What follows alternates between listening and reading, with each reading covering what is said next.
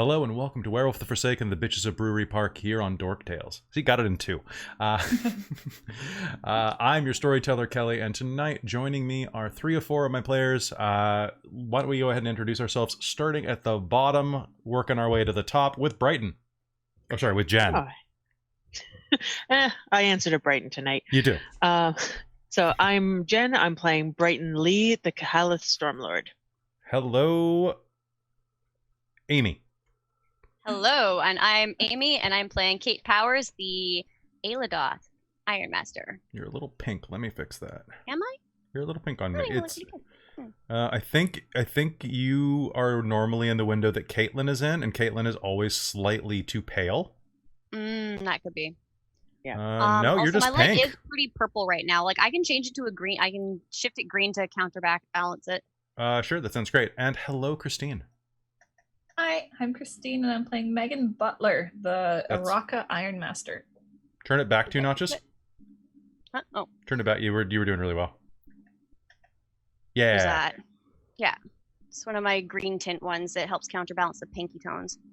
All right. So I'll just show Colors. All right. So, if you're joining us for the first time, this is probably going to be a complex game for you to follow. This is a Werewolf the Forsaken game, which is a World of Darkness title, Chronicles of Darkness title, once it hits 2nd edition. That is a storytelling game of Savage Fury that follows the adventures of 4 young female werewolves in Vancouver, British Columbia, as they try to go about their lives, solve the murder of their alpha, and do werewolfy things. And Look, I'm just trying to have a good time. yeah, just. And honestly, I'm feeling so attacked right now. It's you will be. You will be. Yeah. This is a mature game, just putting that up front. So there will be situations of horror, language, violence, sexuality that are role-played. It's about on par with your average PG-13 rated R, depending on what network you're watching. It's not much worse than, say... huge range. It really is. Well, I was just watching The Boys today, and I'm like... Well, there's some stuff in that I like. That show actually makes me go like at times where I'm like, oh, they did that. They literally just to say there's going to be adult themes in this game. Yes, I mean, like, adult themes as acted by adult characters played by adult people. Yes. Yep. And we as players, we talk this stuff out behind the scenes, so we do actually consent to all of this. Yes. Yes, So, do not worry about that side of things. Kelly knows Do I what consent? our limits are. I mean, I don't. do you? You plot, so I guess it's kind of consent. It just kind of happens, and I'm just along for the ride. That's the fun of being the storyteller. I have to be comfortable with literally everything. Yeah, you've played so many characters for me. Like, you played my mom, you played my husband, you've been my girlfriend, boyfriend, you name it at this point. Yeah, we've been married. We haven't been divorced yet, so that'll happen soon. It was really weird to play that game where you ended up being essentially the daddy. No, he actually was your dad. He was your biological daddy. Yeah, biological dad. In Mage. Yeah. Yep. Yeah. That was weird. Yeah, it probably was. Sorry. That was weird to figure out for that character. Especially because I didn't know where it was going at the beginning with that one. But that's a little. Jen was in some of those meetings where I'm like, I'm not sure what I'm doing with this, but if I just keep it on this line, it's gonna be weird. It's gonna be weird no matter what. So I might as well lean into it. It was a good first experience when it came to role playing games. Yeah, that was, you passed the test. and Kelly's been my storyteller for 15 years now. So we're not that old. You mean in elementary school I was running these games? Yes. Oh yeah, I didn't say how old I was when I started, but yeah, we've been through pretty much every single relationship, I think. I've never have I? Oh yeah, I have killed you. I was going to say I've never been your murderer, but I think I have been. Probably. Yeah, like my first character. Hey, Chef Aladeth. My first LARP. Did I Chef Aladeth. That's a great name. It is. Yeah. No, he's a cool guy too. Nice. What's your first LARP Even character? Rhea. She killed herself. She killed herself. You didn't say that actually when you said, yeah. I don't think you told me that. That was. Well, I mean, it depends which version of Rhea we're talking about, because eventually she just immolated with Paradox. Yes, that wasn't Rhea though. Oh, that was Laura. You're right. So yeah, Rhea, you were like, okay, leave the room, and so I left the room, and then you came and told me what happened, which was not me killing myself. That's true. This is a long story, which we will. Yes. We'll have a story time on Dork Tales. We really need to at some point. God. Yeah. I remember one time I did just walk around with remember Dan used to live here, lives in Vancouver now. I walked around with Dan for 4 hours just explaining the plot of Mage 1 and 2. Because it took that long to be like, oh yeah, and there was that. Anyways, it was very long-winded. What about playing? Have I ever played your kid? Have you ever had a kid in one of my games? No, I usually don't. Yeah. I have never played yet. I've played a kid. Yeah, you've played a kid. I have a character that has a kid. The kid is Tunka has not been present at all. Yeah, the kid is Strahd. It's a time paradox. Burn it with fire. But mommy, I want to be with you. Burn it with more fire. Burn it with more fire. Bring additional fire to the fight. Okay, so werewolf time. So guys, we are going to play some werewolf tonight. So you've been warned. We've had a little spiel. Thank you very much for indulging us. So starting out, we have to do 2 steps before we begin. One is that I would like everyone to list what their aspiration is tonight, or ask for help filling out their additional aspirations. I may need some help. Oh. I may also need some help. Okay, so what do you have so far? Like long-term and short-term. My long-term is still learn group fighting techniques. Okay. And my short term is to install a security camera. So I need a second short term because I must have done mine. Okay, I will list some off real quick. Help Nick, look into White Agora, double check hotel, investigate murdered other PAX member, the one you found in the basement, whose name I don't have directly in front of me, but you remember who you're looking at. Investigate murders, talk to other pack members, have a one-night stand, I think is one that still needs to be done by one of you. It is currently in play for me. Yay! Okay. Do any of those work for anybody? Just grab them if you want them. So I would like to do investigate the woman's murder. Okay. I had that before, and I think we took it off because we weren't doing anything with it. So it had been on my sheet for a few games, and we've not gotten anywhere. Okay. But that is one that I am interested in completing at some point. Okay. Well, it's almost like I prepped game around that potentially happening. And then Jen, what about you? I think I'm gonna take help Nick. Okay. I also have do something glorious still. Try and get that glory renown. Is that glory 3? Yes. Okay. And then my long term is still become alpha, which I made progress towards last game. You did, yeah. Okay, and then Amy, do you have a third one yet? Yeah, that's what I'm trying to figure out. So I was considering the help Nick, but if Jen is taking that one, then I will shift to something else. I'm thinking. So Kate.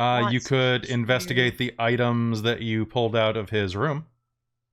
Yeah. Because if I remember correctly, you said at the end of last game that it was images or videos of Lance Coker. It was images inside of a paper file. So basically like actual files, and then there were some drugs. Been badly photocopied. Yeah. So if Megan has shared that, like if we're looking at that, I mean, actually, Kate wants to look into that. Like she wants to know why he's being... It was primarily him? That you saw, because you looked at it very briefly. Yeah.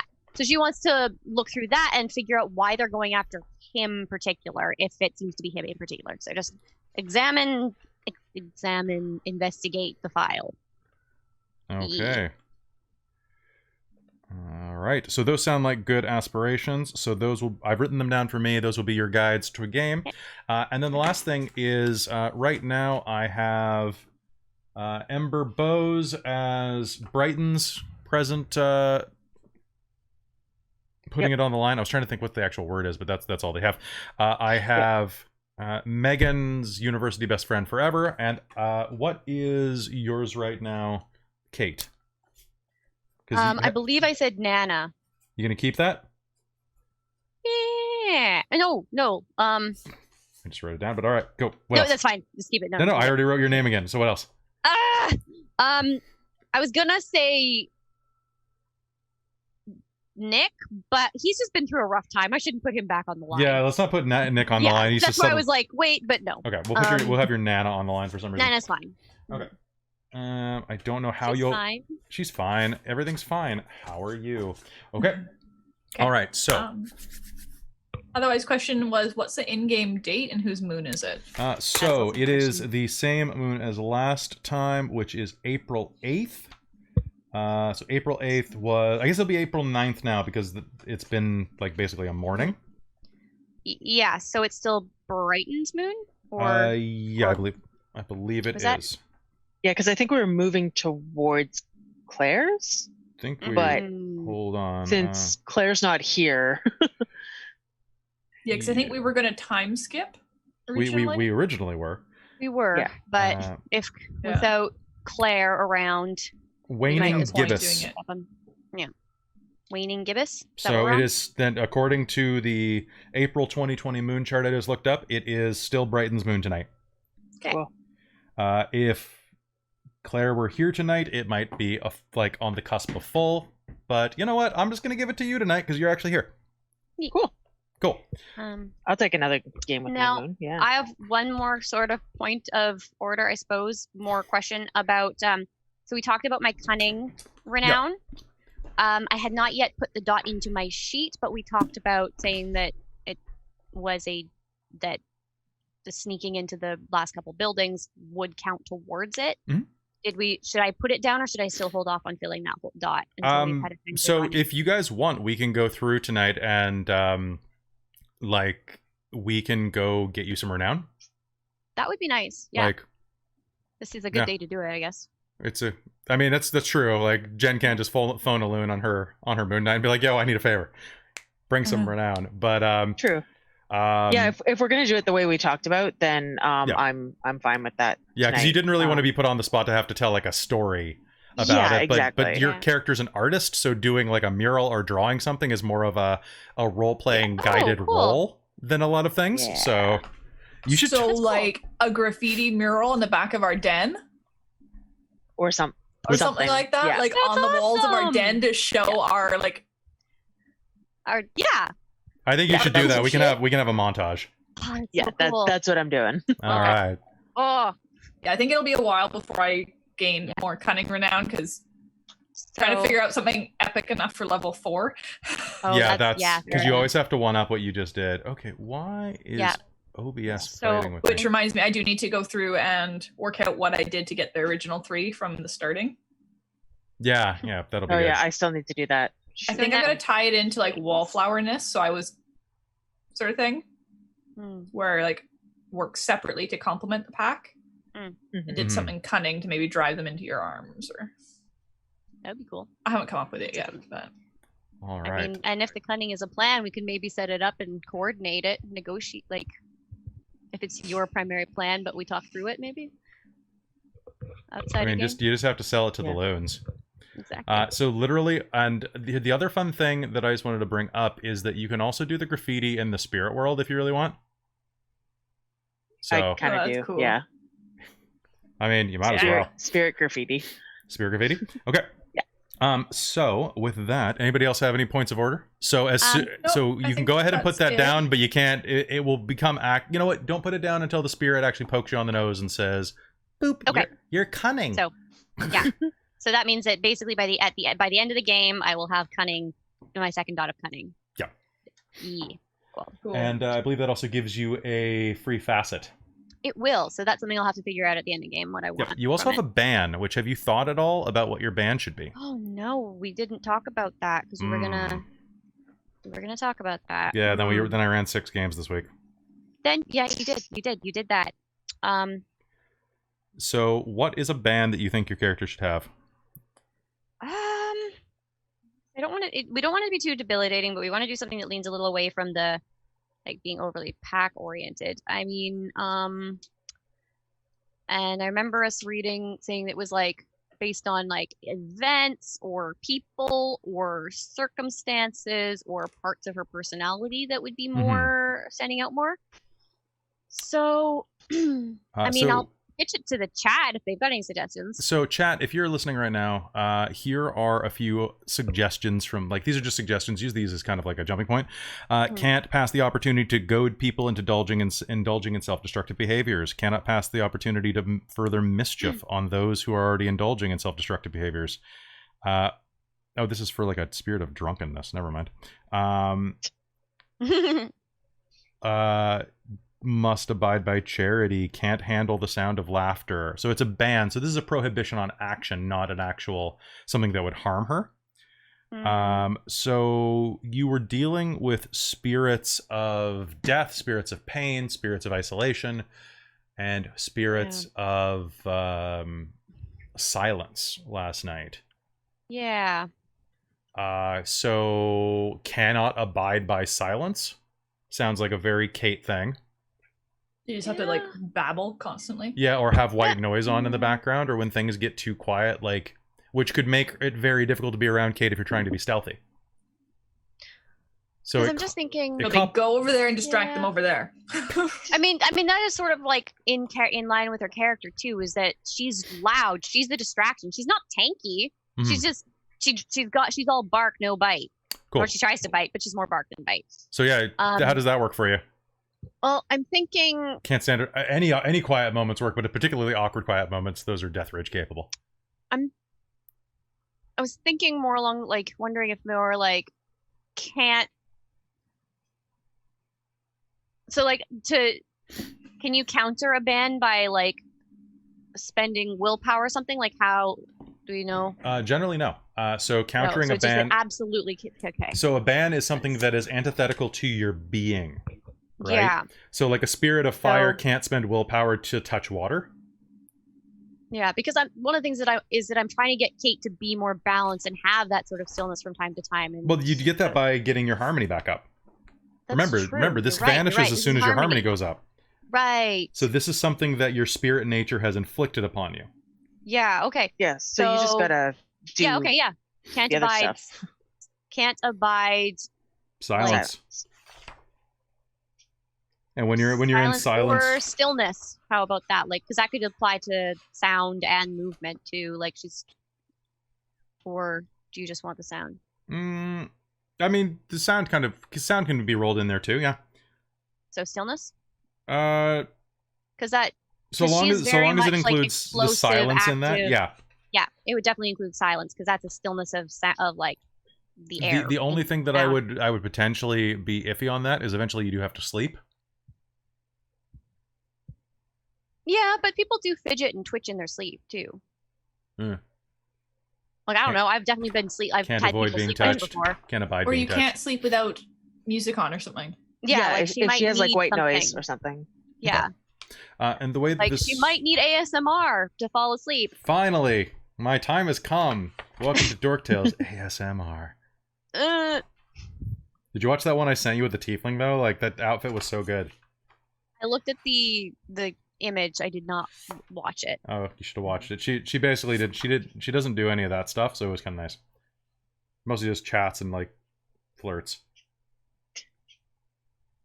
Okay, so with that, I've got my book open. It's time to do... Oh, good. That's a good point, chat. Sleep talking. That's true. That's so it true. could be like if she's not listening to white noise, she might grumble in her sleep. She might... You do not want to sleep next to Kate. Jesus. I mean... It's a bad time. All right. Okay, sure. So I'm going to say can't abide... Peace and quiet. Yeah. All right. Her character concept was angry millennial. Like. I mean, you can't afford a bed. You're a millennial. I saw that meme that was, I'm sorry, I only date guys with bed frames. It's like, oh, ouch. Ouch. I laugh. I've seen that one and I laughed so hard. I know so many people without bed frames in our age category, So like true. like 29 to 40, just no bed frames. I have one. I think I stole it from an ex. But The bed actually feels more paid for secure and less wobbly if it's just on like the bed box and on the floor, on the carpet. Oh, wait, I didn't steal it from an ex. Someone, did I have your Quite bed often frame? bed frames are creaky and irritating. Someone gave me a bed frame. Wasn't me. Yeah. Anyway. I have no idea. All right, so don't lock the mattress on the floor. Oh, everybody did it when they were in college. I didn't. Can't abide by being wrong, just like your ex. Good job, Blue Mimic.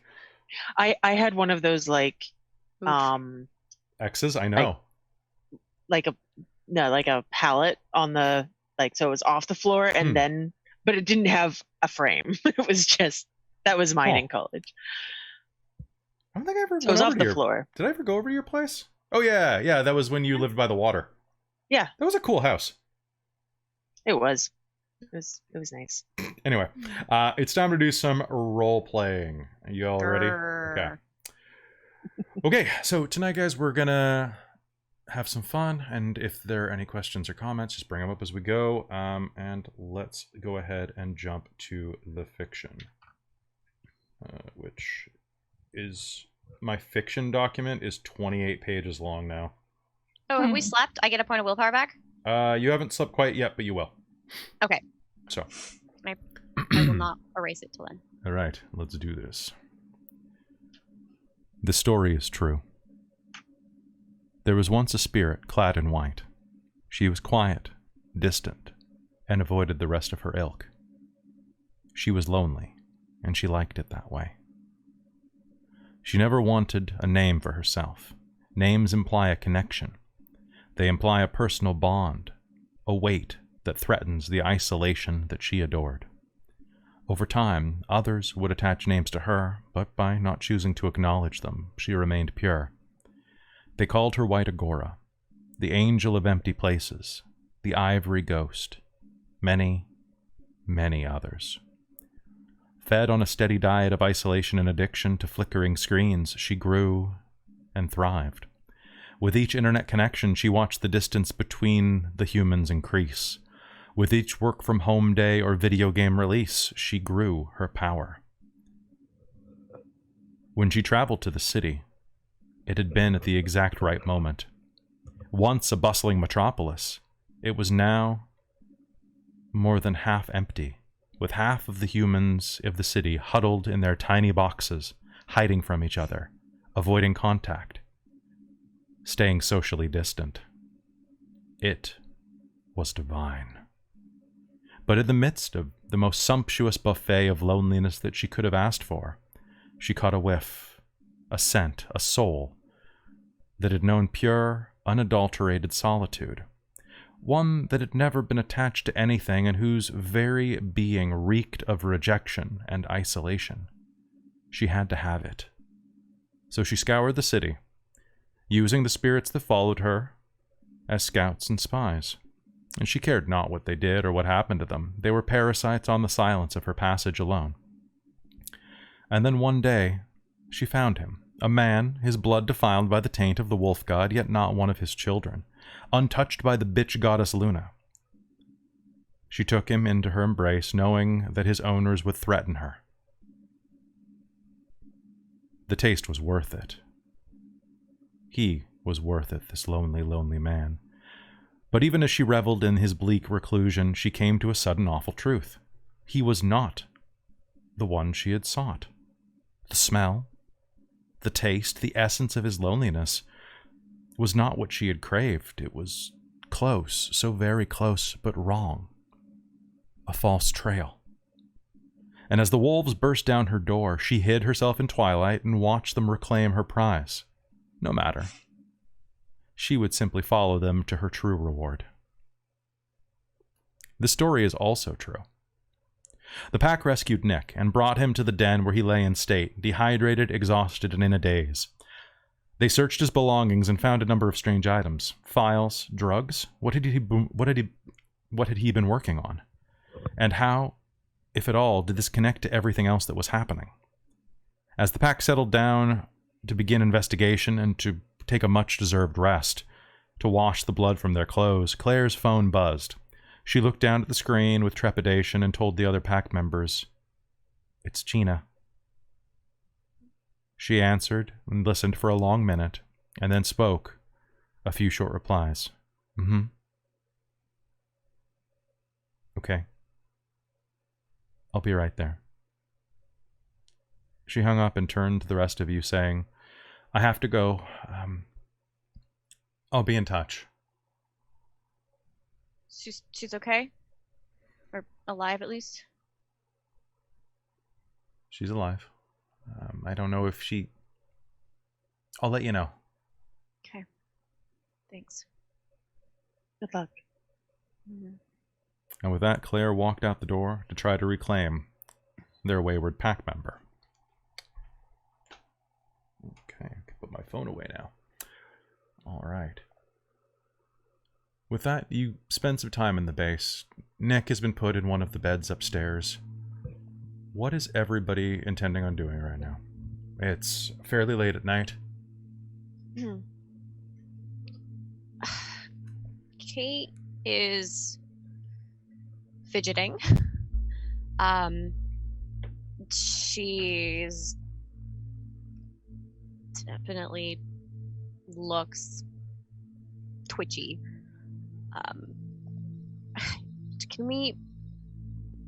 I want to go to bed, but I also really want to just look at this stuff more. It's really quiet in here. You feel uncomfortable, like this silence of the room is encroaching on you like a temperature.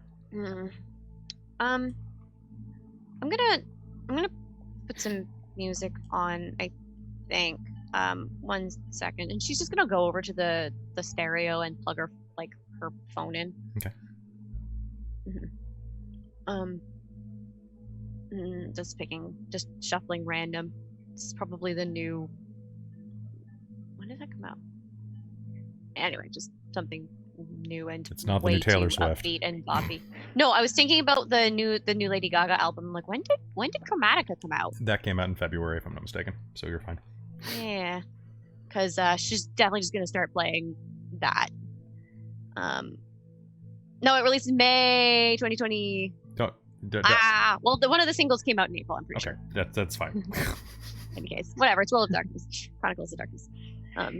It came out earlier. It came out earlier. So anyway, yeah. It's definitely not the music for this current scene or setting at all. But it's just gonna play, and she's just gonna come back over and be like, yeah. I'm gonna. Anyone want coffee? I've got to go deal with some stuff at home. So I think I'm being evicted, sort of. What? Yeah. My landlord was at the hospital. Oh. So yeah. I think I've held off the guy who says he's going to be the executor of the estate, but that's why Link called me so agitated. This guy showed up and just started measuring shit, so I went and told him off and he left, but I've got to go deal with that. And I might be showing up here later with Link, just FYI. Okay. That's okay. Yeah, no, it'll be nice to meet him. We not sure where else we can go at the moment. I'd offer my place, but it's definitely not big enough for more than one person, and I might. There's a chance I might be moving back in with my parents. Oof. Yeah. Yeah, I gotta go. Chances are I can't live there anymore because it sounds like they're gonna do something with the house. I don't know, but development. Yeah, it said might get money for it, so that might be something at least. But okay. Yeah. Well, I'm gonna be staying here tonight, I think, too. to just keep an eye on Nick and hold down the fort and yeah. Coffee? Megan? Coffee? Anyone? No, I'm good, thanks. Okay. If you start looking through Nick's stuff, let me know if you find anything. Yeah. And Yeah, just let us know when you're headed back.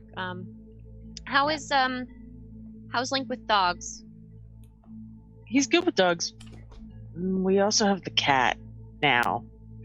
Oh, right. Well, I guess. Maybe we can put the cat upstairs? Well, we can try and introduce them. Yeah, we'll try and introduce them. If it doesn't work, we can find a home for the cat, like that's, or a place for the cat or something. Okay. We'll figure it out. It's been a long day. Yes, I'm gonna go do that. If you guys figure out anything, let me know. Will do. Yeah, of course. Yeah. Are you taking a cab? Yeah. Okay. Okay. And Kate's just gonna turn and head over into the kitchen and start making coffee. And Brighton will like get a cab or an Uber or something. And Sounds good. All right, so you will be driven back to your place. Now, as soon as Brighton leaves, what are the two of you doing here? Kate's mindlessly actually goes through with making coffee. It's probably not very good because she's not paying attention at all. But is then going to start rooting through the files, I guess. Okay. Yeah. So if you're going to look through those, what I want you to make me, and I'm sorry to ask this in advance, is an intelligence plus investigation roll. And while you are doing this, I want to know, what's Megan up to? I think she's just going to kind of check on Nick and busy herself, kind of wandering around a bit, checking on the dog, doing busy work. Probably trying, now that she's in a quiet moment, trying to get her mind back off of like, I fucked Chris's life over. This is my fault. My fault.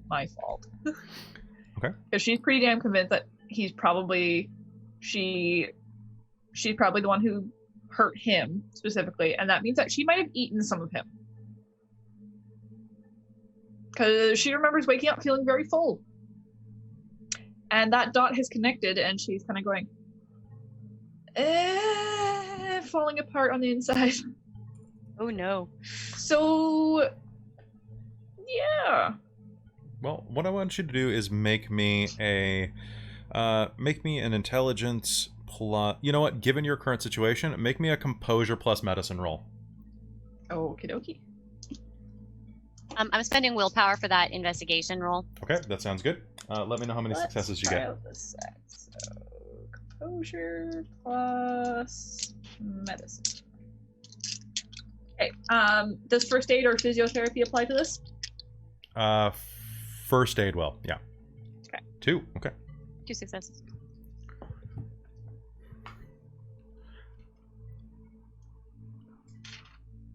So, with 2, 4, 6, 7 dice, Okay. and 9 again, Mm-hmm.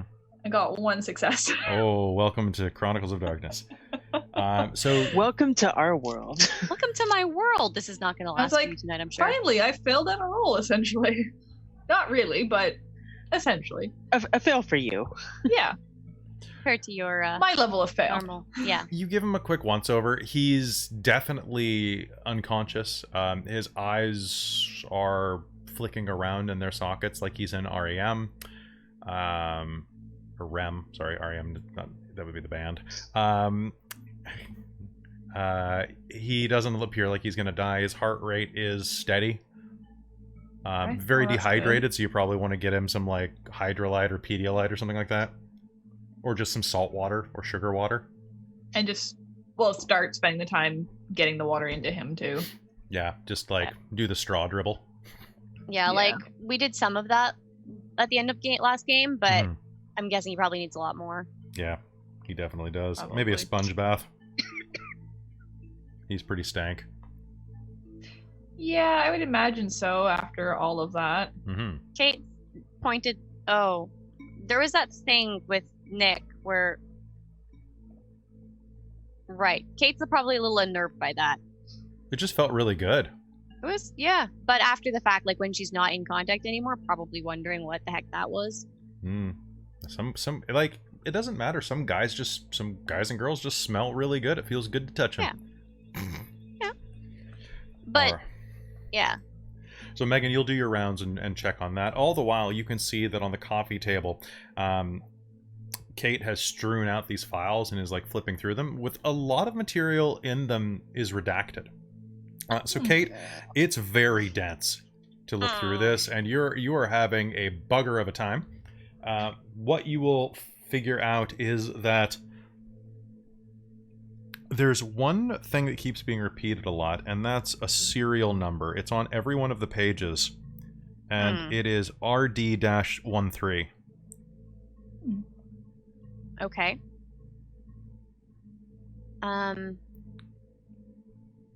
Do I recognize that type of coding at all? Sounds like government. Looking at this, these look like internal files for like a pharmaceutical company. You see a lot of big Latin words. Huh. Like I mean, I have 2 points in academics and a point in science and a point in politics. So some of this is probably being put together. Yeah, so some of the science, you'll recognize some of the chemicals from your chemistry courses. Like that is definitely something that's used as an anticoagulant. That is used to stabilize things in shelves. Because you remember having an argument with your mom when she went on her organic kick. That no, you're allowed to have that because it's fine that that's in the. It's like the chemical they put in salt to prevent it from clumping. Right? It's like, well, no, it's there for a reason. It's not just an additive, Mom. It was when she first got Facebook. You know how it is. Yeah. So you'll recognize that. One thing that you will note when you're looking specifically at the stuff involving Lance Coker, this is. You think this is probably after the point he left the pack. Huh. Does it seem to be like he was like participating in pharmaceutical trials or something? Or does this look more like they look like surveillance photos? Huh. Okay. Okay, that's strange. Does anyone else I recognize show up in them?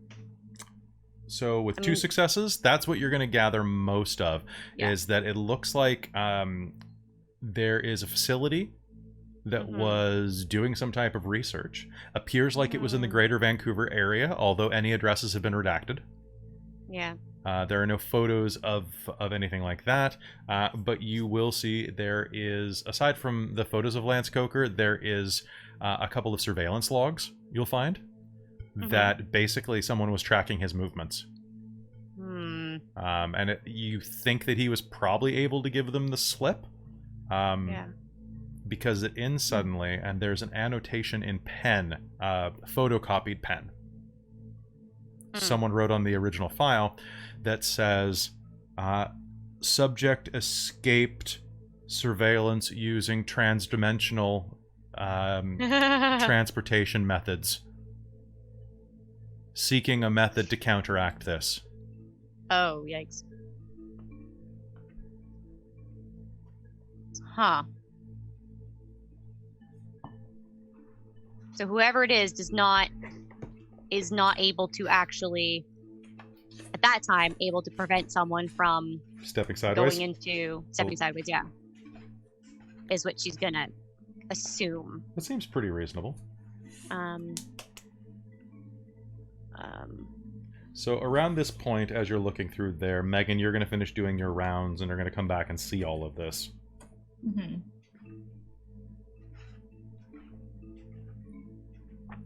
Does any of it leap out at me as something I recognize? Or? No, it looks weird. This looks like some X-Files stuff. Just glancing at it, like you're. What is Nick doing with all of this stuff? Well, what did Nick do before he came here? He's a scientist, isn't he? some sort. He's always been a bit cagey, though, so... Yeah, but where... It's weird. Kate's gonna go look up Nick's LinkedIn. Okay. She's just gonna try and see if it brings anything. Probably doesn't, but she's curious. See if it does anything. Sounds good. You will see that it has his university research record, and his LinkedIn has a period of consultation. So microbiology and chemistry are his specialties.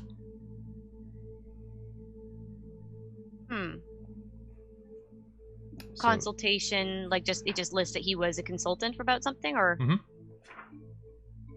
No official business is listed. So it's listed as contract work. Okay. However, that was between the years of the early 2000s for about a 3 or 4 year stint. And the dates on that correspond to the dates on the photo stamps. Because if he's got those, maybe it was from whatever he was doing. I mean, yeah. Yeah. Seems kind of odd work. I mean, when you're in sciences, I guess you just... I don't know. Oh, come on, Kate. Like, contract surveillance of some sort? Well, not necessarily. No, I don't think he was contracted to do the surveillance. He was probably doing some stuff with these compound, like these chemicals. Like, look through these. And she'll, like, start pointing them out, be like, science! Science? With a bunch of surveillance photos. That's not normal science. No, but he might have come across it while he was doing the science side of it and saved it because he identified someone as one of Val's pack mates. Or thought it was weird or something. Or maybe he needed it to... I don't know.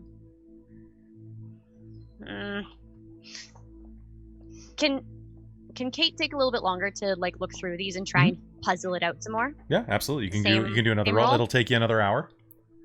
Yeah, like she's just trying her hardest to like make sense of this in any way, shape, or form. Okay. While she is doing that, Megan, what are you doing? I guess pull. How late is it now? We've been up quite a while, haven't we? It's definitely into the early morning. So, I mean, well, I guess I'm not doing anything else. I can sleep anytime then, so. That's true. Your clinic is closed. She will pull up some of the stuff to do with the murdered woman. Okay. And see if she can start putting any of it together. Sure. All right. So that is going to be the same. It's going to be intelligent. Actually, you know what? It's getting late. I want you both at this point. So we're past your intelligence right now. Kate. So can you both make me a resolve and investigation roll? Oh, that's a better roll for me. Yeah, because I'm assuming you're just stubborning through. She is. She's just staring at it until things make sense. Or you pass out, whichever comes first. Whichever comes first. And hoping that I roll some 9s in here because this is my 9 again skill. Oh, is it? 2 successes. Yeah. Okay. This is not my 9 again skill. 2 successes. Okay, 2 successes.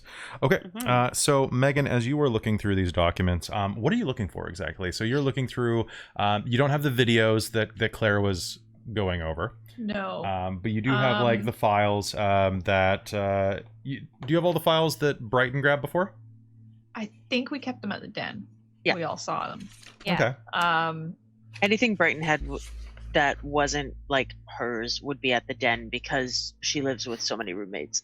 So I think we knew a lot of stuff, but what I was trying to work out was why was she taken, tortured, and murdered there? essentially. Okay. Like, what was the purpose of doing that? So what we're going to do is we're going to swap So I'm guessing over. a cult. So we some sort. are going to swap over to the clues system. Ooh, Yeah. fancy. Fancy, right? So here is the deal. So note hard. No, that's wrong. I know how this ends. I love that they're using the don't decide how your investigation can be solved. They're doing the method where your players suggest ways that the story could be linked, which I like. However, I already know this entire story, so this is for if you're not used to all the planning. So. This is if you're not used to plotting mysteries. I plotted way too many mysteries. Okay, so clue elements. So basically the way that it does is, so looking through these files will take, I'll say 1 hour per roll for either of you. Okay. Clues mean that you'll create the dice pool. So I think that looking through them just like long and hard would be a resolve and investigation roll. Okay. If you have anything that you think that should be brought in instead, for example, if you were looking at calling in some things to validate political things that are connected to this, or bureaucratical things, or if, for example, you're researching the substances and you're like, I'll use science instead of investigation. I would say investigation and then maybe switching into a cult. Okay. Because I'm guessing what they were doing to her had something to do with Pack, with claiming that area, with ripping that hole in the gauntlet, something maybe. Like, I'm thinking it might not be a coincidence that was where they were doing this in, what was it, like her parents' basement, that, or something like that. It was Pack related that house had burned down. So, and then the hole in the gauntlet was in that basement. So what I'm going to give you, so let's see, crime scene over a day old, irrelevant, tenacious questioning, personal grudge, emotionally invested. Amy, you're going to roll it a -1. Okay. Because you are emotionally invested with your pack, so this is going to unnerve you a little. Yep. Someone tampered with the evidence. I'm just going to include that in what is available for results, so don't take a penalty there. And what are your blood and bones? Again, remind me. My bone is Guru, my blood is Destroyer. All right, so roll the -1 only. Okay. And Christine, what are yours? Blood is Monster and bone is Wallflower. Roll it a -1 for Monster, because you're going to have a little bit of problems kind of connecting the details emotionally. Okay. So both of you roll at a -1. So the way that it works is clues start with a single element. Clues established with an exceptional success gain additional elements. So these are like tainted, incomplete. This is an interesting system. So when you use a clue, you can do it to...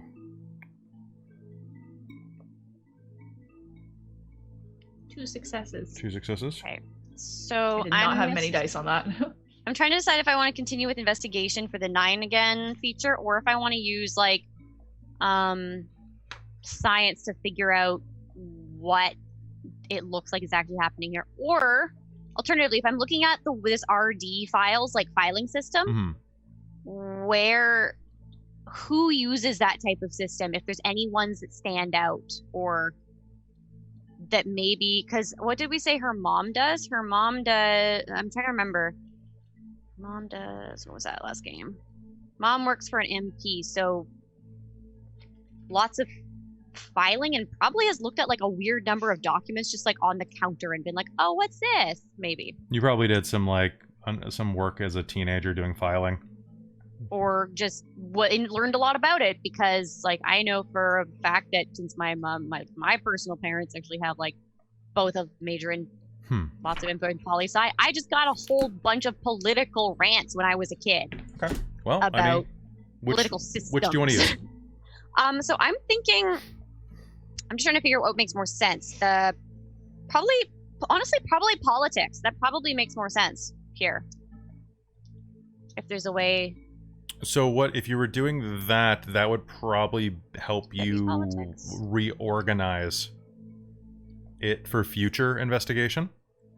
Yeah, and also like if there's anything about how these sorts of research organizations have to be registered. Do you even just like in a vague sense, like how organizations like that would work? Okay. Would sure. that be politics? Yeah, that would definitely be red tape. Okay, yeah. So if you have a all that specialization in red, bureaucratic stuff. yeah, I don't yet, but she should get one. yeah, red tape's great. So give me the roll. I'll start with Megan, and then I'll move over to you. Okay. Might just get nothing anyway. So. Oh, that's true.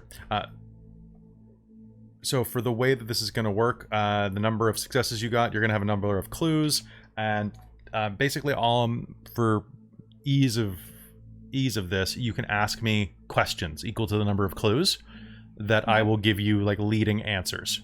Mm-hmm. Okay. So looking through these files, you're going to be able to see that there has to be some connection between Dennis and Carla Moreland, Felicia Boyle's death, the house that burned down, that there's a lot of weird stuff that's happening in West Van.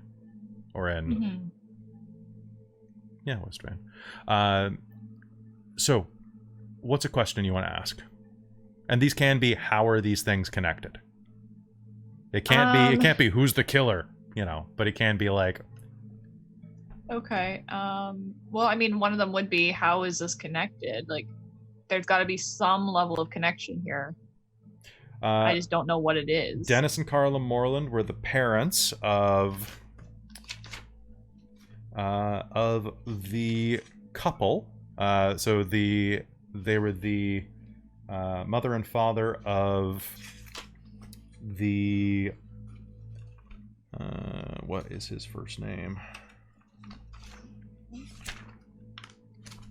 Sorry, I have so many notes. Cal Coffee. Nope, they're dead.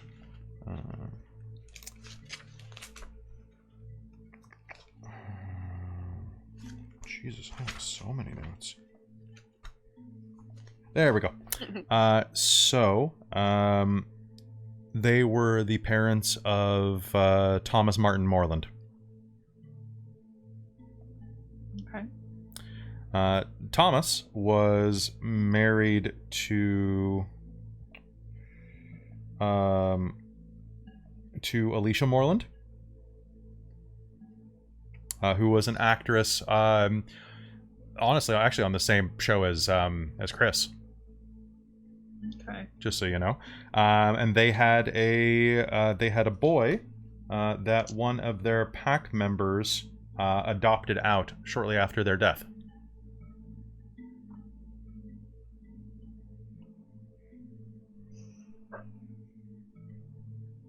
Right. So I'm right because there was all the adoption paperwork we found. Yeah. And that the one who died is the one who had all that paperwork and did a lot of the work. Right? The one who was tortured to death for something that was locked in a safe. Okay. Well, she had something locked in a safe and was tortured to death and probably questioned, because why else? Yeah. The marks on the body did imply that there was a significant amount of interrogation. Okay. So I guess why would they want the kid? Is my thought. So is there any lines that I can think of that would be useful for? Maybe claiming the territory? Maybe. That definitely could be. Thomas and Alicia Moreland were both Uratha. Meaning that kid is probably at the very least wolf-blooded, if not a full werewolf in the making.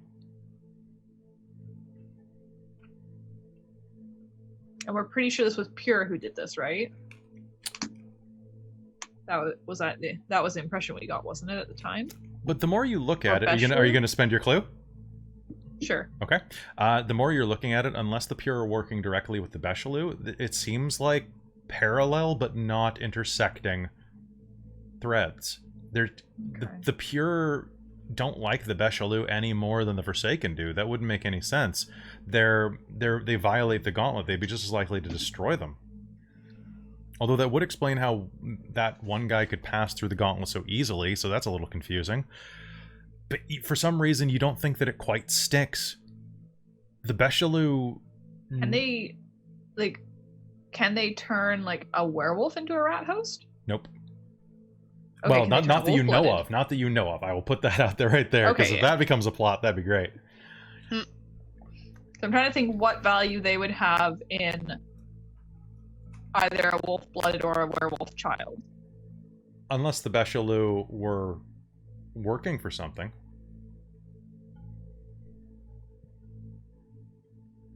Maybe spirit-based, then? I mean, in theory, maybe the Pure are controlling the Becheloux and making them work for them before they slaughter them, or maybe something else is looking for the kid. And as you're looking at that, you guys grabbed everything. Like, you grabbed photos off the wall, you grabbed...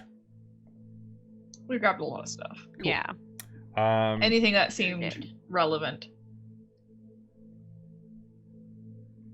As you're glancing through it real quick, the last clue that you... Actually, you know what? You spent your 2 clues. I'm going to call you there, and if you want to keep looking, you can, but that's going to be it for you. And then, so, Kate, what'd you get? I got 1 success. 1 success. So you're going to be able to put them in order and get a sense of things. You are going to also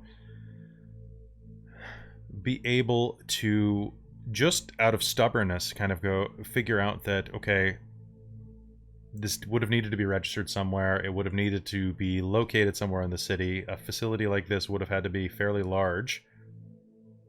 Okay, so that's something to look for, but you need a name. Yeah. And it's about that point that you are going to find you'll find a number repeated on a couple of places, like a street number, but without a street name. Yeah. But you'll be able to put together 2 words.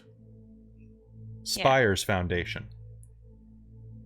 Spire? Like which spelling of that? S-P-I? Yep. R-E? Or S-P-I-R-E. Spire's Foundation. Okay. What was the number? The number... Or do I not need to know it? You don't. You just have a street number. Yeah. So when it becomes available to you, you'll know. Okay. Also, I don't want to give an exact street number in Vancouver where this facility might have been. Yeah, that's fair. Let's just say that it existed in Vancouver. So you'll find a street number with no street name. Okay. So I will say one thing, though. Your political knowledge will grant you 1 minor boon, and that is that you know that foundations are almost always named after people. And you were doing something a few minutes ago that is related directly to people. And with that, as you are doing your research, I'm going to transition over to Brighton as she makes her way downtown, walking fast. Okay. The car drops you off outside of your house, and it's the middle of the night at this point. And yet, as always, you can see the lamps burning inside of the windows, even through the shut blinds. As you enter the front door, you can see Link squatting over the coffee table, trying to practice signatures. Next to him is a large hockey bag full of stuff. His bug out. Hey. Hey. Make any progress? Yes and no. I'm bad at this. I learned something about myself today. I am bad at this. Fair. I also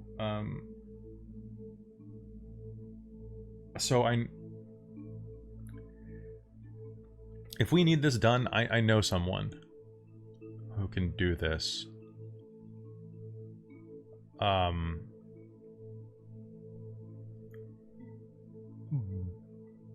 But I'd really prefer not to. That's fair.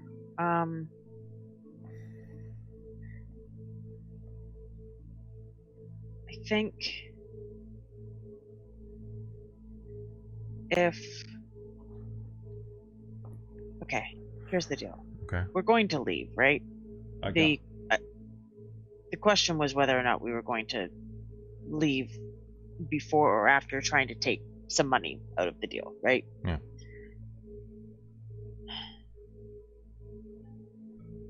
Let's go into it with that knowledge. The guy already knows or suspects that we're not on the lease, so we may not have a lot of leverage, but at least we can get some cash. Yeah. And what's a couple of grand to somebody who's gonna make like, I don't know, like what, 20 million? Is that what a condo costs or makes? Probably some Millions. ridiculous. Millions, unfathomable millions. I would love some unfathomable millions. I would buy so much cool shit. But yeah, I mean, maybe we just get some sleep.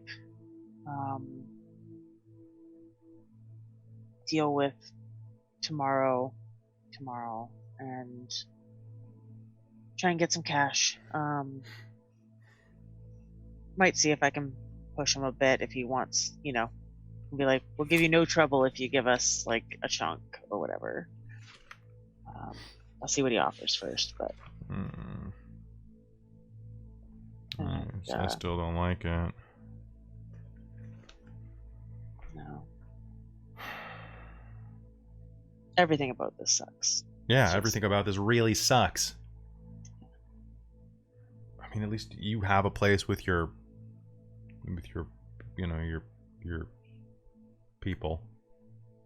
You have a place there too. Yeah, well.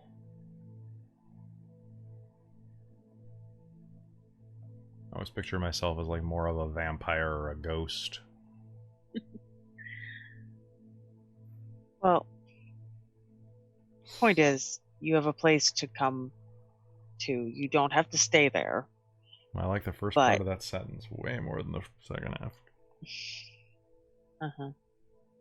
Okay. I appreciate it. Like, it'll be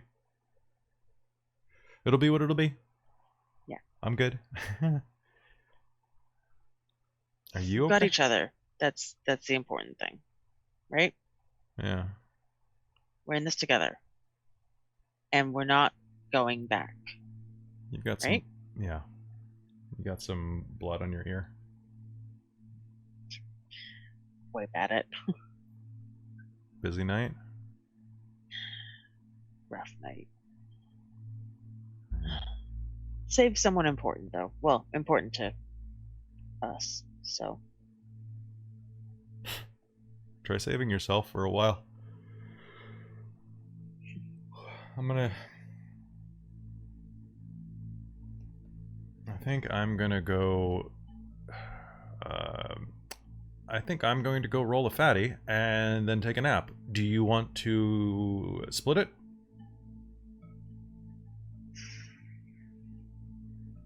No, not tonight. Your call. I need a clear head. But thanks. That is the opposite of what I want right now. Yeah. It's fine. You can escape tonight, and I'll figure out what's next. Right? I don't want you to think I'm abandoning you. I don't. Cool. All right. In that case, I will see you later. I've got to go and abandon everything else. Yeah, I know. All right. Come on, Captain Mr. Sausage. He picks up the giant cat and trundles off to his bedroom. What do you do the rest of the night, Brighton?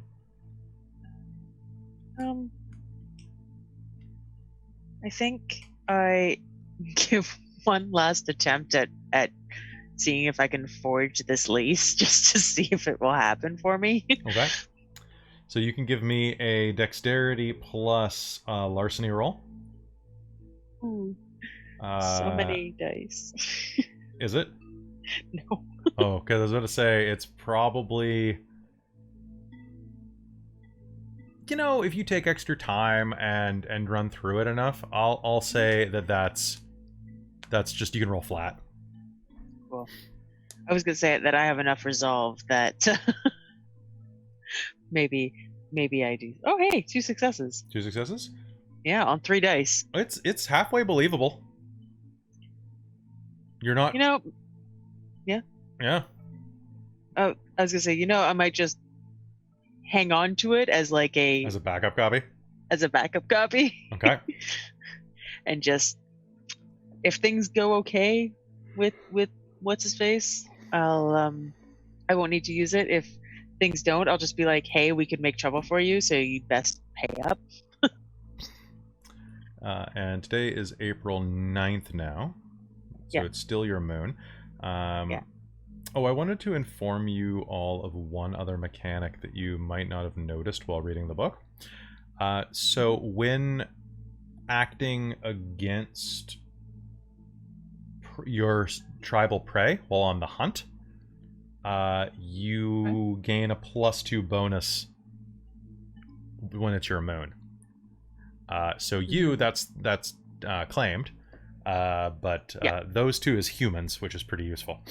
And that's rolls against them. That's not just like attack. That could be like attack. Yeah, it's any roll. Yeah. Cool. All right. So yeah, not useful in this situation for me, unless he's claimed. Just stick a steer in him and wait a week to get that bonus. Yeah, right. Just like easy bake villain. That is totally a band name. Yeah. All right. So, what is happening after that? You gonna take a nap? Get some sleep? I think I'm gonna get some sleep. I can't remember. Was it basically that the guy was gonna come back in the morning, essentially? Yep, he was gonna come back in the morning. Cool. I was kind of assuming that because it seemed like he wanted to get this done and over with. Okay. So yeah, I wanna get some sleep so that I can figure shit out in the morning. Before I go to bed, I'm going to just look through my my very limited wardrobe and see if there's anything that looks somewhat professional. Okay. I'm sure I have at the very least like blacks for waitressing or what have you. Yes, you do have your waitressing outfit for sure. Absolutely. Yeah. So I've got that, and maybe a blazer. I might have a blazer. Pick it up at a thrift store or something. Okay. For job interviews. I think you would. It's probably a little threadbare around the elbows, but like they don't see the elbows. Yeah, exactly. So yeah, you can absolutely get that set up. All right. Cool. So then you're gonna go to bed? Yeah. Regain a willpower. Yay! Yay! All right, back at the den, you have continued working. Rejoice. It is getting pretty late. It's getting close to probably around 3 a.m. at this point. All right. I think it's time for me to sleep. Okay. So you go up and I will pick this back up tomorrow. Grab some. Kate's gonna give the files a withering glare and also call it. Okay. Both of you regain a willpower point from sleeping. All right. Sweet willpower. Well. Kate tosses and turns all night. And has a fairly restful sleep in spite of it. The next morning comes and you wake up probably around noon, both of you. Getting your full 8.5 hours of sleep. Wake up, and what's your plan for the day? I'm gonna go back to looking at all that ridiculousness. Okay. So both of you can make me an int or resolve plus investigation or whatever stat you think is appropriate. So, Kate's actually gonna send a message to her mom being like, hey, have you ever heard of this place? And we'll like literally just be like texting her mom going, hey, do you know this place? Have you heard of this one? I'm not expecting a response. She's just literally being like, "Hey, Mom, can you tell me if you know anything about this?" Okay. Maybe there was a political thing for one of the MPs. I don't know. She's just like, does this ring any bells at all? And then is gonna go check on Nick. Okay. All right. Yeah. So, and you are going to continue to do research. Is that correct, Megan? Yes, and I used resolve and occult. Okay. Resolve and occult. Power through that research.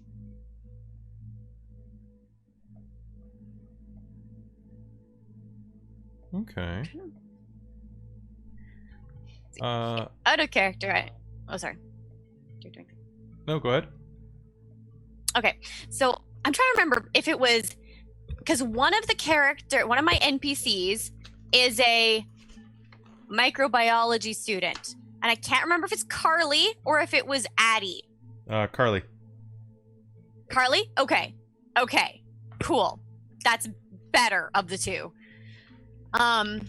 So Kate's also gonna ping Carly and be like, if you have a brain and aren't completely over on like doped up on meds, and then she's gonna message that, like, say, like, she's gonna send it, and then the next message she's gonna send is be like, actually forget that. It was followed by, can I borrow your science textbooks? Can I borrow your science? Yeah, sure. Science. What? Why do you? Science.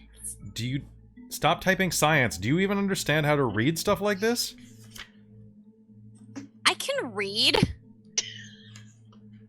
Just because I dropped out doesn't mean I don't know how to do stuff. You know how to do science? Some. I know how to do science, and she spells it with every alternating word being a cap. Like, I can drop it. Well, I can drop it off with you, but okay. Well, can you at least tell me what the chemicals do? And she's just gonna like start listing off like a series of them, and be like, "Here's your homework while you're healing." I know that one. Which? She'll point out one of them that you send, and she'll say that one is a tranquilizer normally used on like horses or elephants. It's like super ketamine. Kate will start making notes she's got like actually here I'll show you exactly what notebook Kate's using, because this is perfect for her. No, it's fantastic. No, this is great. The Australians are watching. Oh god. Yeah, so Kate's using that notebook. Okay. You write all her notes about this, and we'll write something along the lines of super ketamine underlined with 3 times and highlighted. I'll have to look at the rest of them, but these are kind of weird. Like, these are, I mean, I'll have to break down, like, I don't recognize most of these compounds, though. Really? Do you have? Not typical? I mean, if you can, like, I don't recognize them by name. If you could get me, like, their composition, I could kind of... Hey, how do I do that? I mean, you just let me know what they're made of, if you can find that. Like, otherwise I'll have to do some research to see what the hell these are, but, I mean, I can just... A lot of this I can Google. Like, I'll look... Is there anything in the files that looks like a chemical compound they image? don't like give you, anything? like, a recipe list of what's in there. Like, and Kate's yes, gonna look and, like, look through it and be like... Two oxygen molecules bought from the store and brought home with love. 1 hydrogen stirred counterclockwise. No, it's not like that. Kate's gonna actually start typing that in and be like, no, I don't have anything. All right, I'll work on this. Okay, thanks. Keep it on the DL. Okay. And if mom asks about me investigating things, just don't tell her anything. Okay, Nancy Drew. Sent her a weird inquiry message, and I'm hoping she'll just respond and not ask too many questions. But you know how she is. Yep. I'll just say you're going through your Kim Possible cosplay again. Yes, that's If you have to, tell her it's for an online role-playing game or something. Nerd. Next, you're going to say you're watching Critical Role. What? I am a nerd. I'm a microbiologist. Like, hey, don't worry about it. I know, it's in your DNA. Yeah, well, it's in your D&D. Gotta go. Fine. Ha. Fine. I'll talk to you later, okay? Take care of yourself. Don't bite anybody. No promises. Dude. Okay, we'll get their number afterward. Bye. Click. All right, and Megan, what are you doing during this debacle? So you rolled. How many? You got 2 successes? I got 4. Oh, you got. Damn. Okay. So my rolling came back. Jen, can you or Christine check your notes real quick and remind me if there was that photo that had the Morelands and that friend of theirs, the blonde woman? Yeah. But did it have a name attached to it?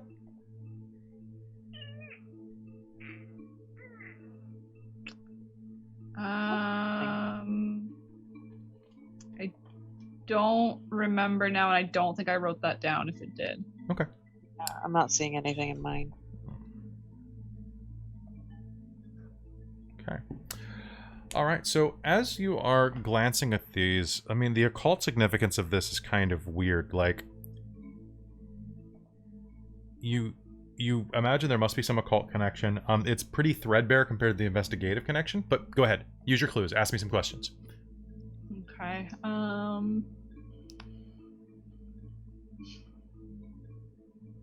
don't even really know what questions to ask. I'm kind of grasping at straws here, trying to think if there's anything that my character might know about that could potentially give me more lines to what to look for. Hmm. I don't know.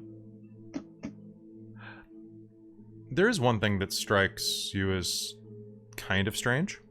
Mm-hmm. It's that hospital photo.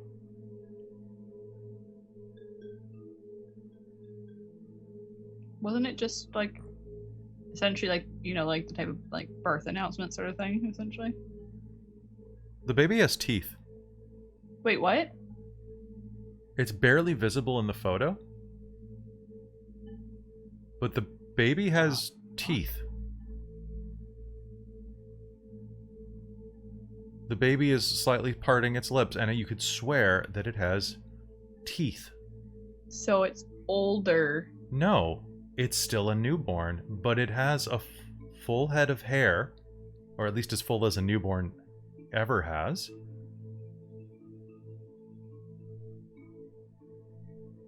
Wolf-blooded, what are they called? Tells. So, Tells. some children are born with teeth. It's usually a sign of occult influence. It's one of those old wives' tales. The same as having your middle fingers being the same length is a sign of being a werewolf. Everyone's checking their hands now at home. No, you're not a werewolf. I'm not a werewolf. There was a scientific study that said if you, ironically, if you are a man with these two linked, you have a much higher chance of being gay. Apparently, one study put out, like one of the things that links to people who generally become, I don't know, it's a weird study, but it was one of those ones that these two fingers are normally correlation, huh? It was correlation, but it's really funny because like several of my my gay male friends have like the werewolf finger thing, and I'm like, you're one of the two. Maybe they're both. God, it is water. No, it's great. Gay werewolves are wonderful. All right. 8 degrees. So, with that, taking a look at that is very strange. What you are going to... Now, can you remind me of what the photo was? Who was? I think wasn't it like a young woman with the baby, and then the the Morelands. So it was obviously that. I think it was like, wasn't it somebody related to them? Even it seemed like it looked like it was a surrogate, maybe in the pack, or. Oh, okay. Here's the thing, though. That they had the baby. And this is something. The last thing that I'm going to give you with a cult. The baby looks a lot like the surrogate. Okay. It has a full head of platinum blonde hair, bright blue eyes, which isn't uncommon in a baby, and teeth. Okay, so the surrogate was also at least wolf-blooded? Because I think my impression was that the surrogate was part of the pack somehow, it seemed like.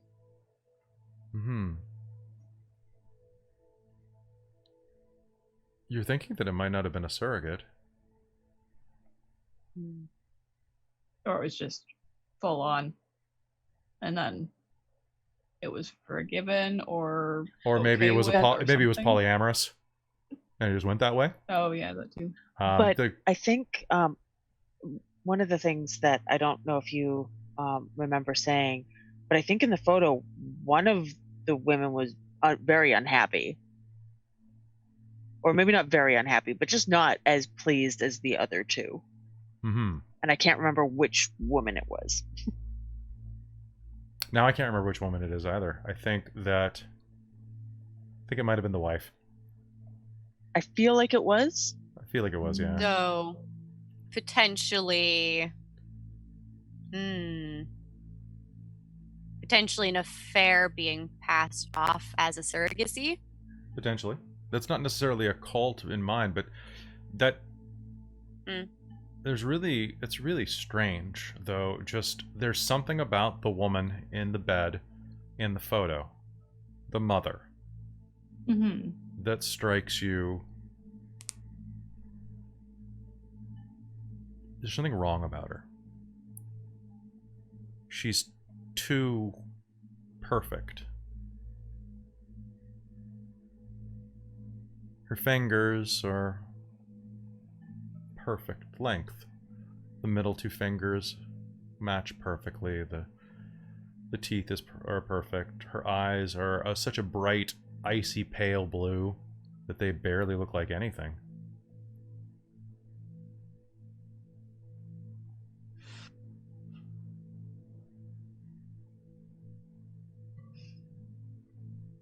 Honestly. Does it look like it was photoshopped, or? No, it doesn't. She's incredibly pale.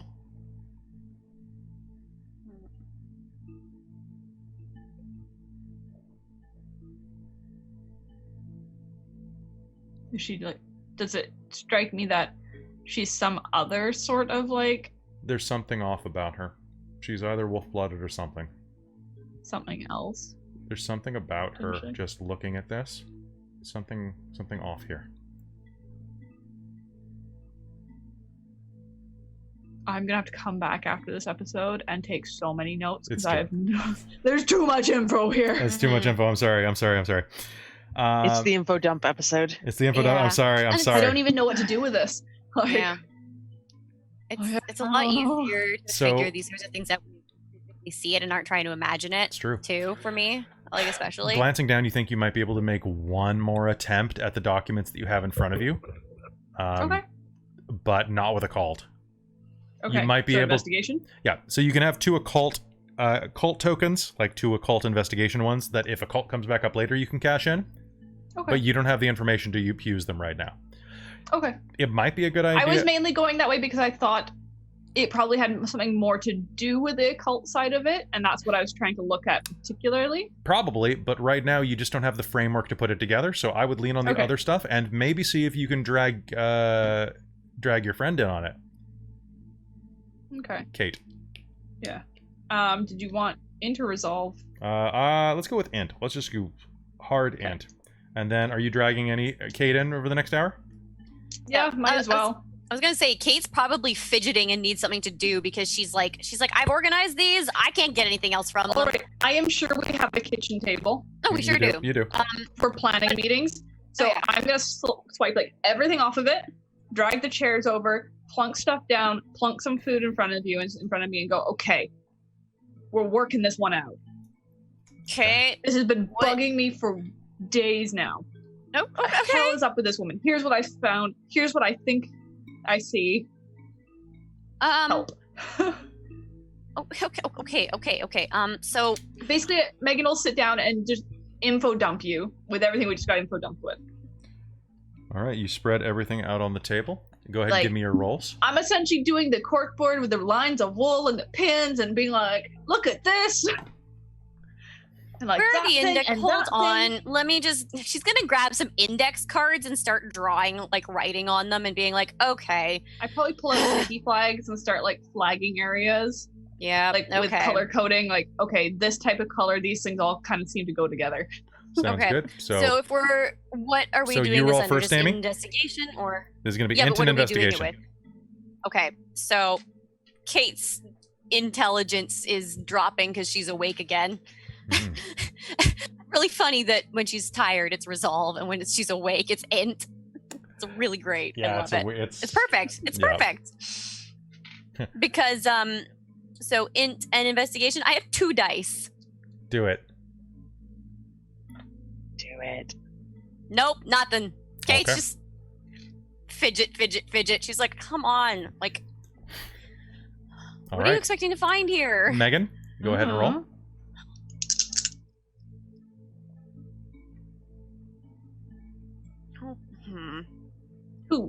Two. All right. Yes. So you spend some time working on that, gathering up your clues.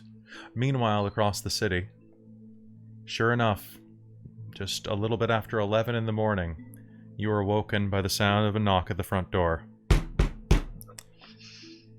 Miss Lee? I would have made sure to be awake. Like I would have set an alarm. Okay. So you are roused by it out of your anxious waiting. Miss Lee, it's Seth Ballard. A word, please. And with that, why don't we go ahead and take a quick break and we'll come back to the door opening. Sure. Okay. So guys, we'll be right back. We've drank a lot of water, so yeah. Yes. I'm gonna go get some more coffee. Yeah, go get some more coffee, please.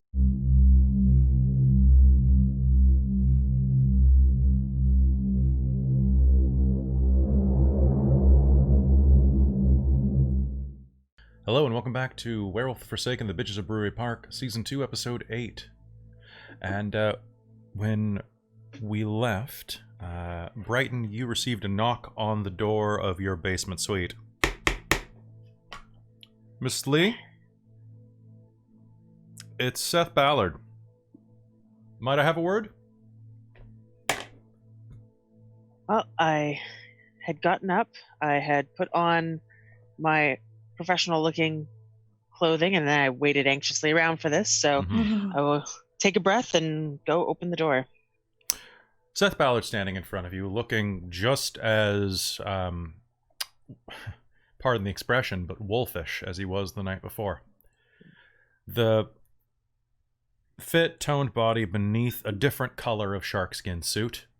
Today, a deep, almost purple plum.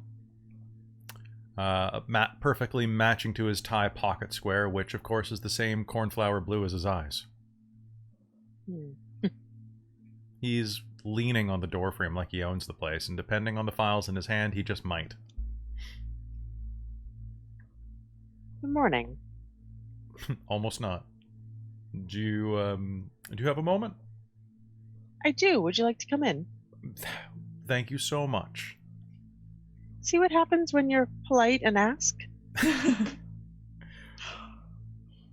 Well, I hope that we can keep the rest of our conversation this cordial. I would love that. Shoes on or off? Do you have a preference? If not, I do have some booties. You can leave your shoes on if you wish. All right. He'll enter the house, and you can see that you've tidied the living room a bit, I imagine, or did you just leave it wrecked? No, I probably tidied. It was probably anxious cleaning, just getting stuff. Vancouver. All right. He heads inside, and what do you do? I'll just kind of motion towards like the kitchen table type thing. I'm sure it's mostly just like a table with a couple of chairs at it, but it's really not in like a dining room space. It's kind of just separating the kitchen from the living room. And I'll, motion to see if he wants to sit and say, can I get you anything to drink? What do you have? Water. Water will be fine. Probably beer. Water will be fine. I drove. Okay. I don't have beer till at least lunch. Yeah. Nothing beats a lunch beer. Do you want to have this conversation here? Because it's almost 11, and butter him up with your looks. There are some distanced eateries nearby. I haven't had lunch yet, and I had to skip breakfast because of a meeting. Sure. Yeah, I could eat. Tell you what, for the inconvenience of last night, let me buy you a lunch beer. That sounds good. Thank you. There's no worries. Again, I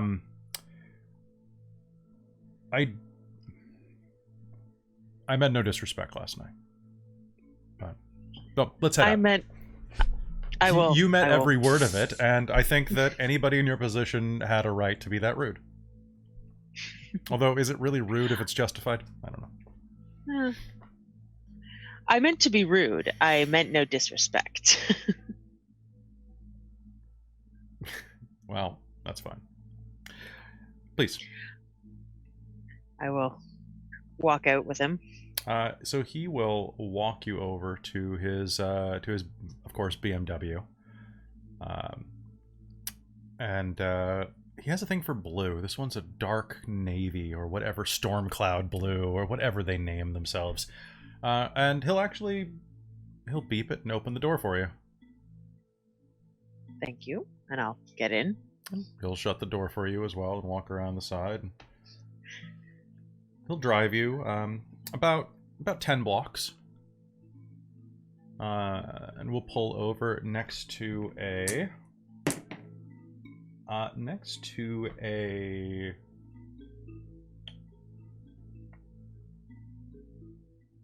Thai cafe. Does he make any small talk in the car on the way over, or He'll make a little bit, actually. As you're driving, he'll say, I didn't want to say this in your house, but between us, and it's up to you whether or not you want to disseminate this among your roommates. I had heard from my departed aunt that you all, that her tenants were, I don't know how to put this, stoner deadbeats who are going to give us a hell of a problem, and we're probably squatting. Not her words. She would. If you know my aunt, you know that she was a lot more generous than a lot of people deserved. It's true. I would agree with that. I didn't realize, and when we showed up, it was late at night. Your roommate answered the door. Lincoln is smelling like a dispensary, with his eyes so bloodshot, it looked like they could glow in the dark. And there was some man asleep on the couch who had fallen asleep in a pizza. Yeah. I mean, we did try to call him a number of times. Well, whatever number we had, I assume it was his. He answered eventually.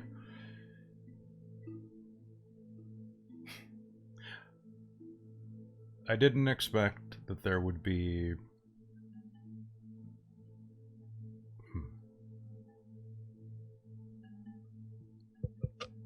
I made a mistake and got off on the wrong foot, and I'd like to rectify that. I appreciate that. will admit I did, let's say, come on a little strong there. I had been called by Link in a panic, and I had a bit of a rough day. So, sorry to hear that. Unfortunately, you ended up being a bit of a outlet, shall we say. I'm happy to be an outlet for your frustrations. I walked right into it. I completely understand. Look, you are obviously the only one that, if I can say, can I be blunt? Yes. You're the only one there with your shit together, and it's obvious that you're mama bearing it.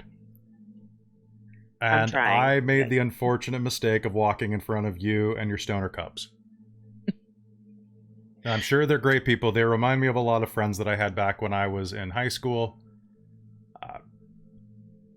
But you're obviously not of the same caliber. Life has a tendency of throwing curveballs, and I've had to go spin with mine, shall we say. Mm-hmm. This is where I am now. Make the best of it. That's fair. Oh, here we are. Ty. Are you okay with Ty? Great. I'm great with Ty. All right. Are you okay with Thai beer? I like the one with the elephant on it. Sabi, whatever. I don't think I've ever tried Thai beer. I think you'll like it. It goes really well with the spicy food. Sounds good. And as you head inside, he'll pay for your meal. He'll order it for you. Go up and grab the bar or the beers from the. It's one of those small cafes that has like the plastic sheeting or plastic plexiglass dividers to keep all of the particles. Everyone behind the counter is wearing masks, and when you go up, they actually reach in and they pull the beer out from behind the cooler. You know that you can see through like the little loading glass cabinet. Mm-hmm. And they even pop the beers for you because they don't. It's a mom and pop establishment. They don't want to leave bottle openers everywhere because they tend to vanish really quickly. It's like lighters that way. What are you doing while he's grabbing your food? I think I'm trying to get some sort of read on him. Like, I get that he's playing the like butter me up card a little bit, but I kind of want to see how much, like how sincere is he being. Okay. What you can do is you can give me a composure plus empathy roll.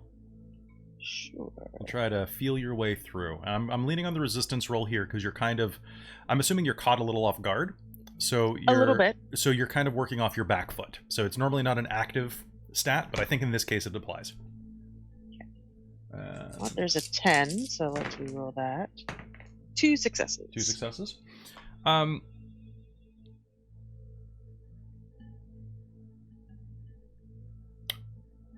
He definitely, the warmness, you will gather that the warmness is amplified, but it doesn't seem insincere. Okay. He seems like the type of guy that when things are going his way, he's perfectly pleasant. And when he thinks they're going to go his way, he's perfectly pleasant. You're not sure how he would be if he was told no too many times. Fair, okay. Can you do me a quick favor and also make me a wits and composure roll? Sure, I can do that.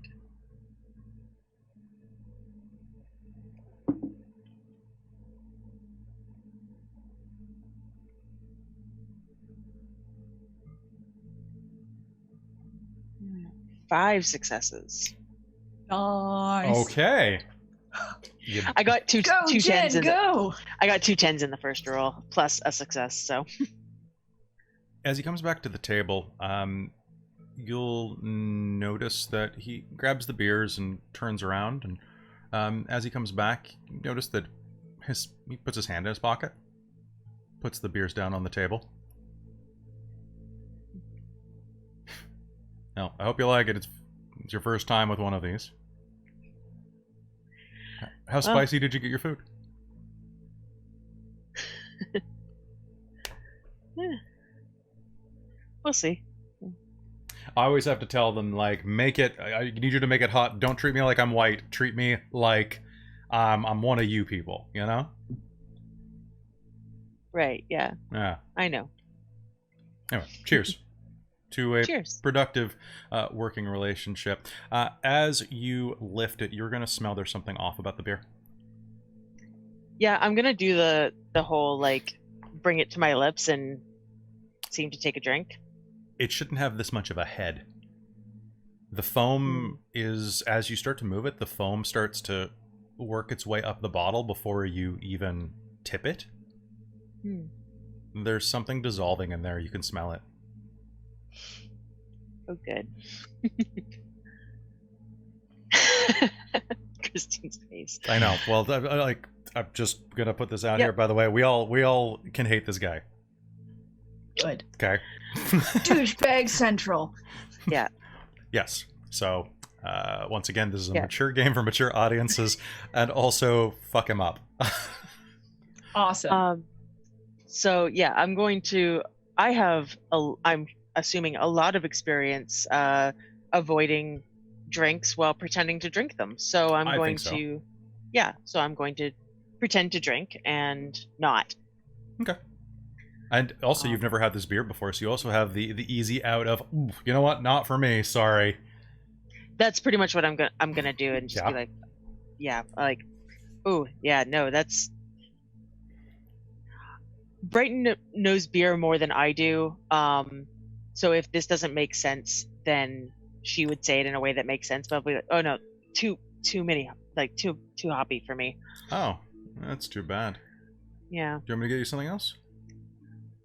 Maybe just some water. Sure. He'll get up and he will go to grab a glass of water from the water dispenser out there. Brighton. Mm-hmm. He turns his back on you and the table. And all of the food and untouched liquor on it. Swap the bottles.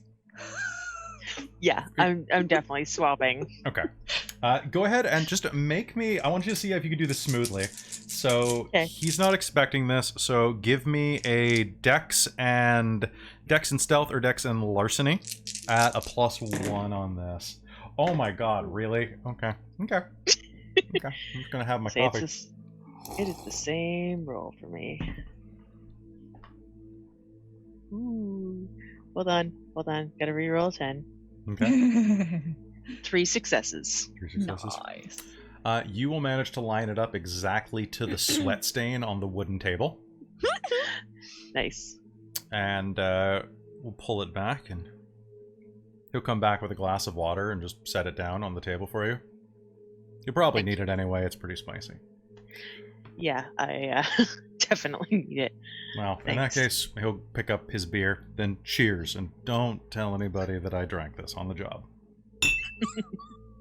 And I'll cheers with my water, and I'm going to give the water a good smell before I, just in case. It seems fine, and you don't see anything dissolving in it. It looks like just a glass of water. Like, given that time, you don't even think a powder would dissolve quite that quick.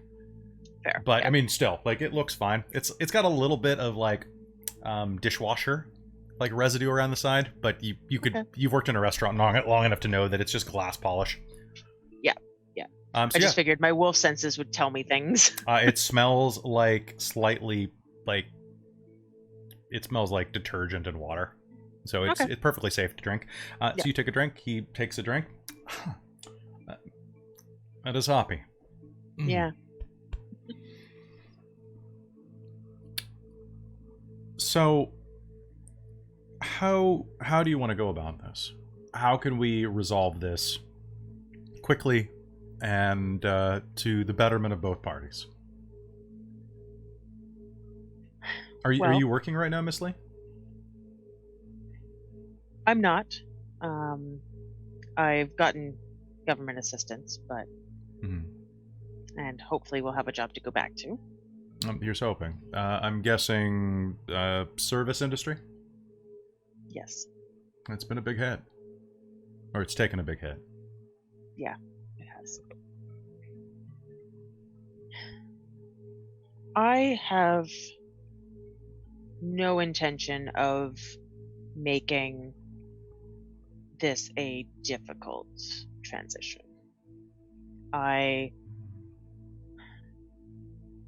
That's good. Losing Kira means that things will change. I can accept that. I was a little startled at your appearance last night, I admit, but I can accept that this is the way things are going. I just have no intention of leaving empty-handed. Well, what would it take to put something in your hands? What would, what do you want? What?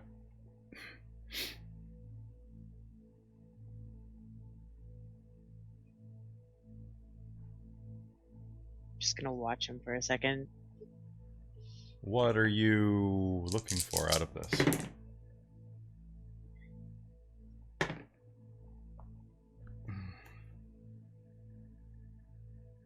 Beer's hitting me a little hard for breakfast. I apologize. It's what happens when you drink on an empty stomach. You're right, I should probably eat something, but please. And he'll start to spoon some of his pad thai. Spoon and fork it into his mouth. I'm wondering what you're offering. You obviously have plans for the place. We're doing a new development here, so we're prepared to give you your standard 2-month. It would be more advantageous for us if you got out earlier.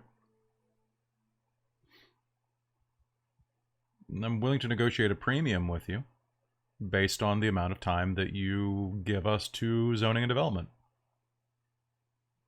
The more time, the larger the compensation. We can work with that. That is spicy. Brighton's gonna eat some, and just regardless of how spicy it was made, she is just going to like deadpan eat. Okay. It's like an intimidation roll a little bit, just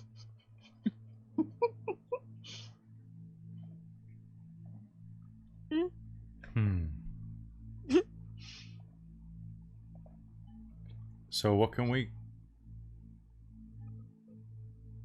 He takes another bite and another swag, and... What can we do for you?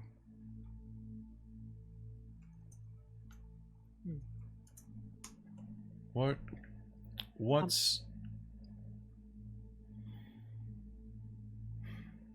How much would be reasonable for you and your roommates? just a quick out of character check. Yes. Based on how he's responding, do I know what he slipped in the drink? You think it could be a number of things. It's definitely a sedative. Rohypnol would be the easiest one, probably. It's kind of what I was leaning towards. Maybe not. Maybe something a little lighter, because it seems like he might want you to agree to something and be able to still sign, and it's hard to sign anything when you're roofied. That is fair. But at the very least, it's kicking in pretty fast. Which, I mean, those drugs are meant to kick in pretty fast, so... He's starting to slur his words. You can see that as he's eating, he's drooling a tiny bit onto his chin. Okay.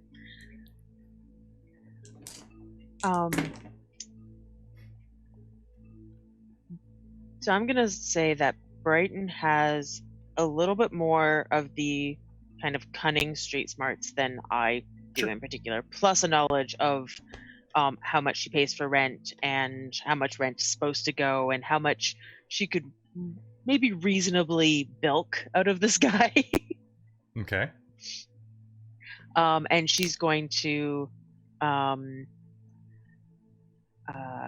she's gonna say a number that she thinks would be reasonable. Why don't you go ahead and you give me a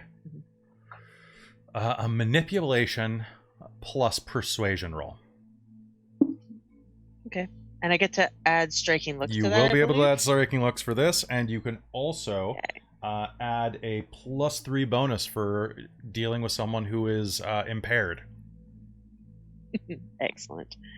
Which is really good because technically that combination of stats is not my strong suit. Yep, don't forget you can also spend willpower if you want. I would do so. Yeah.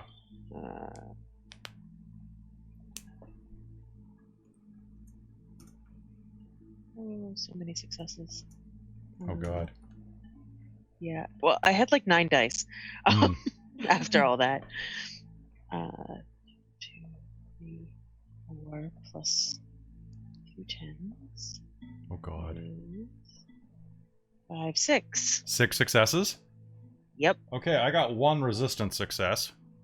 So that's an exceptional success. Congratulations. I am going. Too bad humans aren't my prey. Yeah, it's really Damn it! true. That would be fantastic. I am gonna give him, for your exceptional success, I'm gonna give him the leveraged condition. Okay. So the way that works, once I find it, because of course it's at the bottom of the deck, you are black-billed, tricked, convinced, or otherwise leveraged in doing what another individual wishes. You may have the leverage condition multiple times, each from a different person. Resolution: your character may resolve this condition by complying with the request as above, or you can basically you can turn it about, or you can give it up. So so anytime you request something, you may resolve this condition to get rid of it, otherwise it's bad. So you're going to name a number with 5 successes. Your rent for that place was probably $2,000 a month. Okay. I believe it was $400 a month, split 4 ways or 5 ways. I think 5 ways. Okay, so it's $2,000 a month. 2 months. How soon can you be out?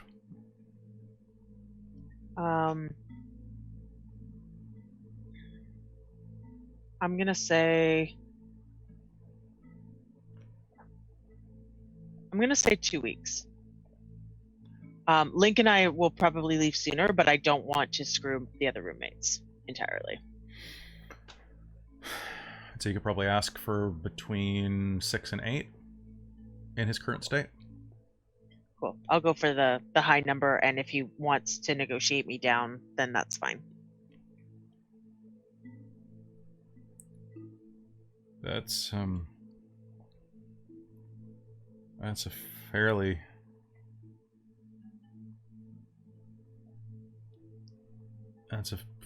steep number. But it'll be with no trouble.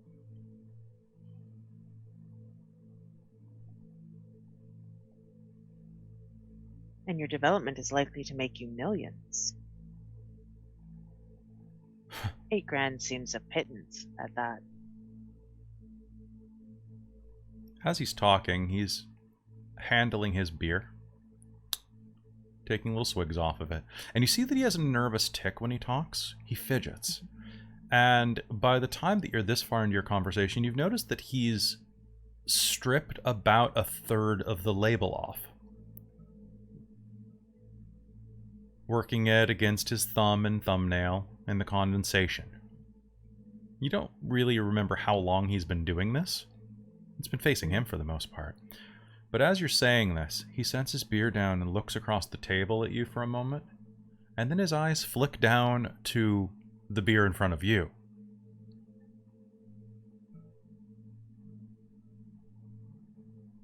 Huh. I see. And as you glance down, you'll see the corner of the label of the one in front of you is just slightly folded over. I'm going to flutter my eyelashes at him a little. Between us,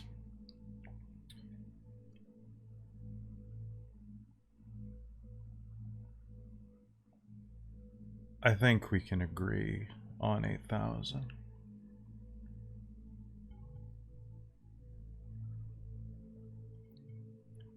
So long as we don't talk about drinking at lunch.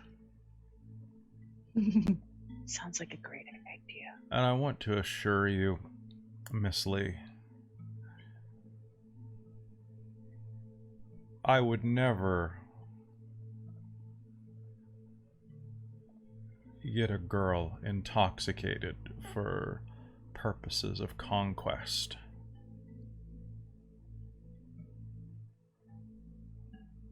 Or maybe financial. That's almost too bad.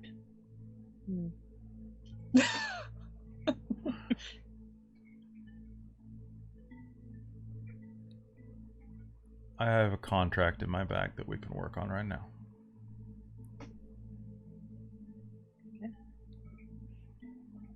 And he will pull it out, and the contract, and we'll begin just clarifying that one right there.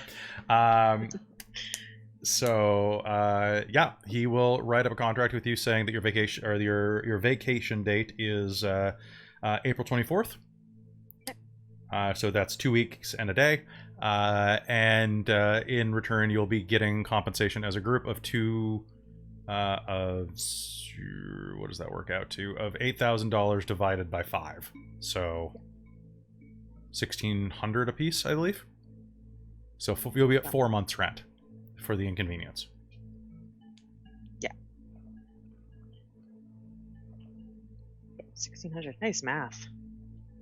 Thank you. It's from all the Dungeons and Dragons. And as he is signing off on the papers, he will pause for a moment.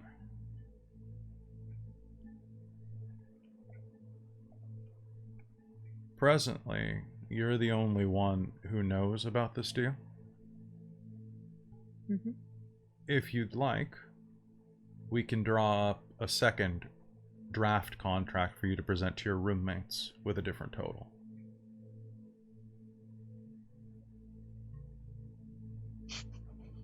They'd still get their 2 months, of course. But there is something to be said for being the mama bear. Leadership has its perks. It does. So, let me know if you'd like that number to change.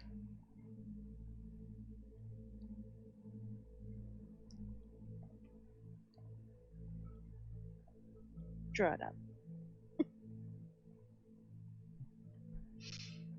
And yeah, he'll make a duplicate contract for your roommates. Yeah. That has the number actually set at 4,000. I've spent far too much time on the streets to not take what to not skim off of B. Yeah. Yeah. All right. I'll obviously. Kind of bad. Like I actually kind of like him now. I know he's scum, but he's kind like, of fun scum. Yeah. Fun scum. So he'll hand you that contract to give them, and he'll pocket the one that you've signed. Yeah. Don't sign that one. It doesn't have my signature on it or date. But it seems to me, Miss Lee, that now we both know something about the other that others would prefer to not know. It's true. Secrets like that make for interesting friendships, shall we say. I would really like to have an interesting friendship with you. I'm sure you would. And she's going to stand up and walk out because she knows he can't drive her back, so she's just going to walk home. I'll be in touch, Miss Lee. I look forward to it. You have no idea. Fuck it. And he's going to drink the rest of the beer. Nice. All right, so that's going to be your scene. Heading back to the apartment, or actually the detective den. So, Jen, gain a beat for the sexual harassment. I love gaining beats. God. I was like, oh man, I was so like, is he gonna do it? Because this is the strategy: get them high, and then make them sign away their lives. Totally valid strategy in the world of douchebags. I'm like, yep, it's the worst. Oh, but why especially, well, yeah, and especially if he's like, this may be the mama bear, but she's also probably, right? Like, right? Like, so, like, but I'm always like, should I do it? Do I want to put this in the game? Well, fuck it.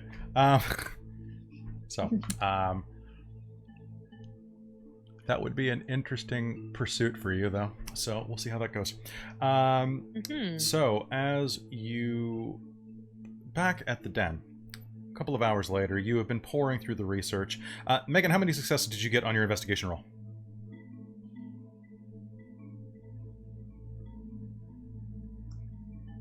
3? Yes. All right. I had to look for a minute because I think I had rolled it and then we never talked about it. But... So how many? Okay, ask me some questions. So you have like you started a pin board. You started your your Pinterest collection. Well, there. essentially, it's all scattered out on the table. Okay. Sort of thing. You can ask me 3 questions, and I will say right at the advance, you've plumbed most of this. I would say that going and checking her place for additional information is definitely where you should end this. That's a freebie. Okay. There's only so much you can gather from this.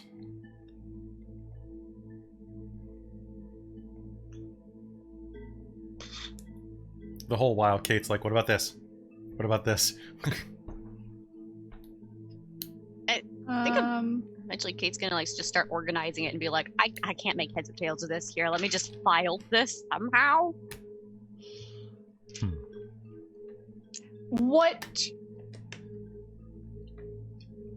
What do I think is missing from this that I still need to find to make sense of it? Like, would it make like if she's got all the adoption paperwork? Is there a birth certificate missing? Is there something else that would make sense to be there? Medical records, something that is missing. Where's the kid now? Essentially, what should I go look for? You should look for where the kid is, probably. I mean, that's a given. Okay. So, like, adoption record. So one of the things that you should. So I think didn't we find it was a closed? It was a closed adoption. That doesn't mean that there aren't certain places. Bill for them, maybe. Maybe, yeah. Amy, you were gonna suggest something out of So character? were we at this? Well, I was just gonna say, like, I only did one roll, and were we at this for a few hours? Could I have made more rolls to help kind of like feed this more, like, or just like information, like, especially if we're talking about adoption, because Kate is adopted, so she might have some information about that process. Yeah, make me an int in politics just roll. as a character. Yeah, so while making it in politics roll while Megan's spinning out on this stuff. So I'm gonna spend a willpower for this. sounds good. So you.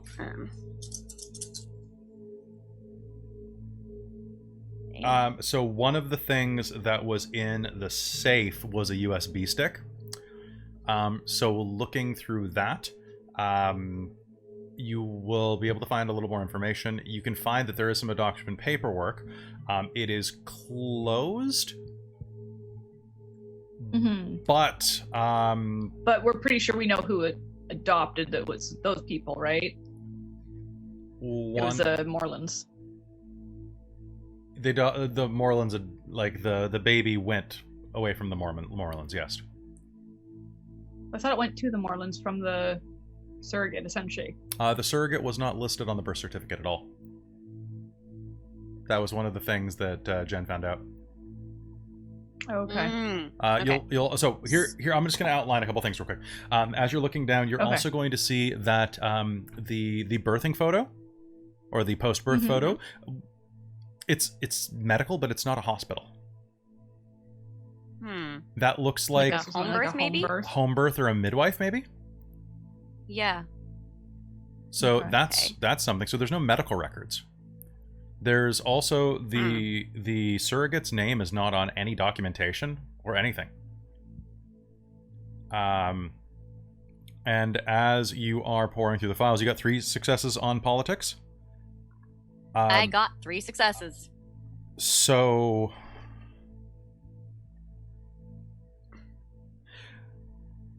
what you will find is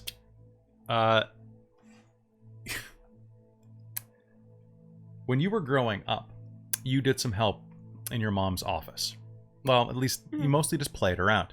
And you remember getting yelled at once because you were trying to play secretary when you were like 7, right? And you went into Wasn't good at it. You weren't good at it at all, and that was the problem because back then, this was before electronic records were really common for meeting notes.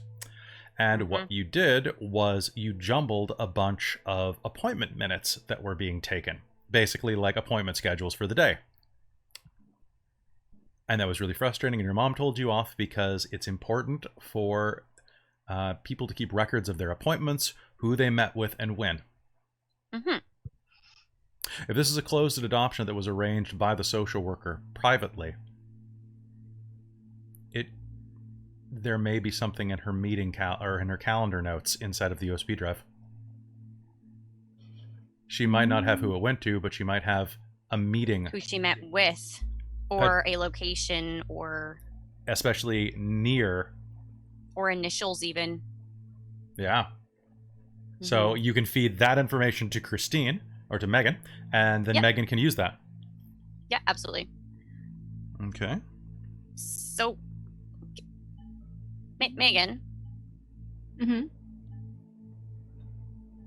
Look for meeting notes, like Meeting notes? appointments.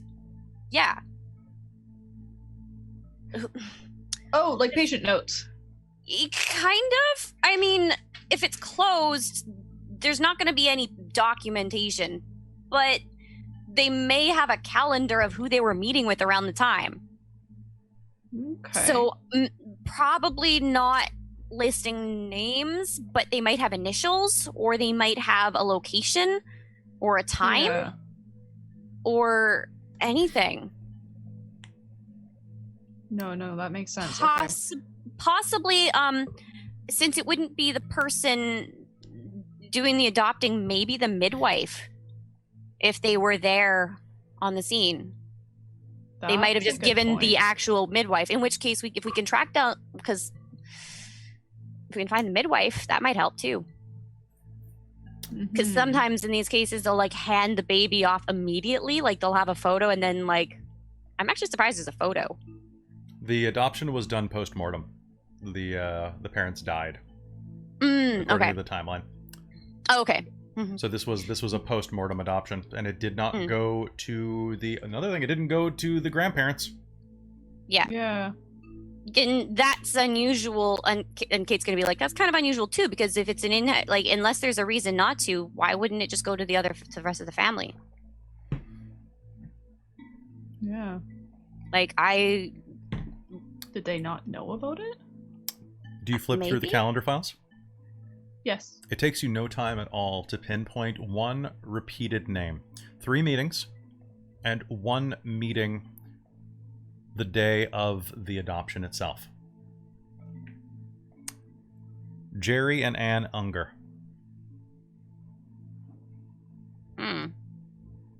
Those names haven't shown up anywhere else, have they? They have not, but you will immediately recognize them as an assistant to the MP of that district in West Van. Oh. Huh. Well, that's probably not the way to say it. It's more like a what's the word I'm thinking of? It'd be like an alderman in Chicago, which is what I'm thinking of, but Vancouver doesn't follow that system. No, pardon me. It wouldn't be an assistant MP. It would be a city council person. Oh. That's what I'd be thinking of. Kate in her head going, have I met any of these people? Yeah, you've met Jerry Unger before. Your dad's hooked him up with tickets for stuff. Yeah, and they always get into me and him and Mom always get into discussions. I mean, he's a perfectly pleasant man in his like late 40s. Yeah. They get into discussions, which makes everyone else roll their eyes and leave. I mean, he's definitely a neo-lib, but you know, is what it is. Because like all of Vancouver's was this essentially a blue, red, red, an under the table adoption then, like. Shit looks like it's all perfectly legal, just closed. but I don't know why. It seems awful fast. That shouldn't there be paperwork or something like for the grandparents giving up all rights to the kid, or will? Is like there a will from the parents? There's no will, but you will see that the there is a writ that cedes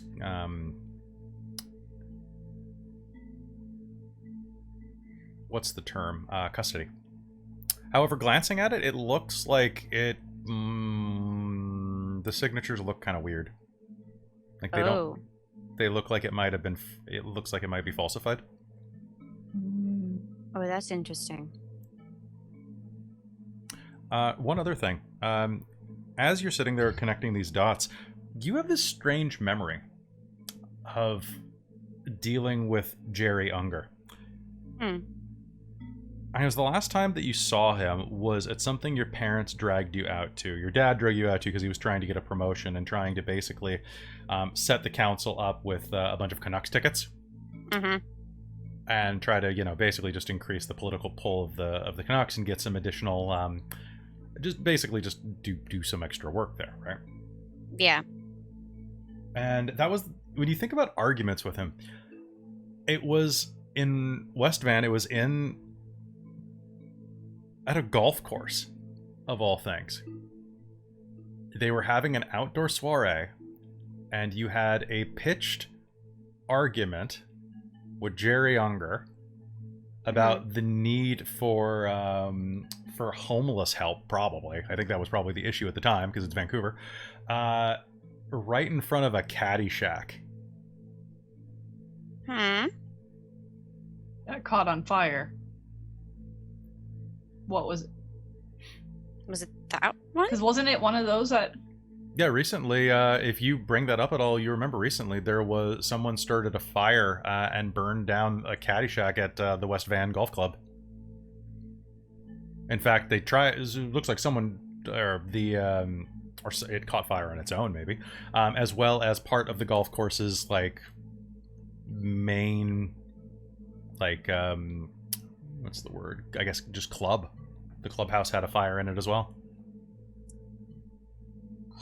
Aw. It's weird, but...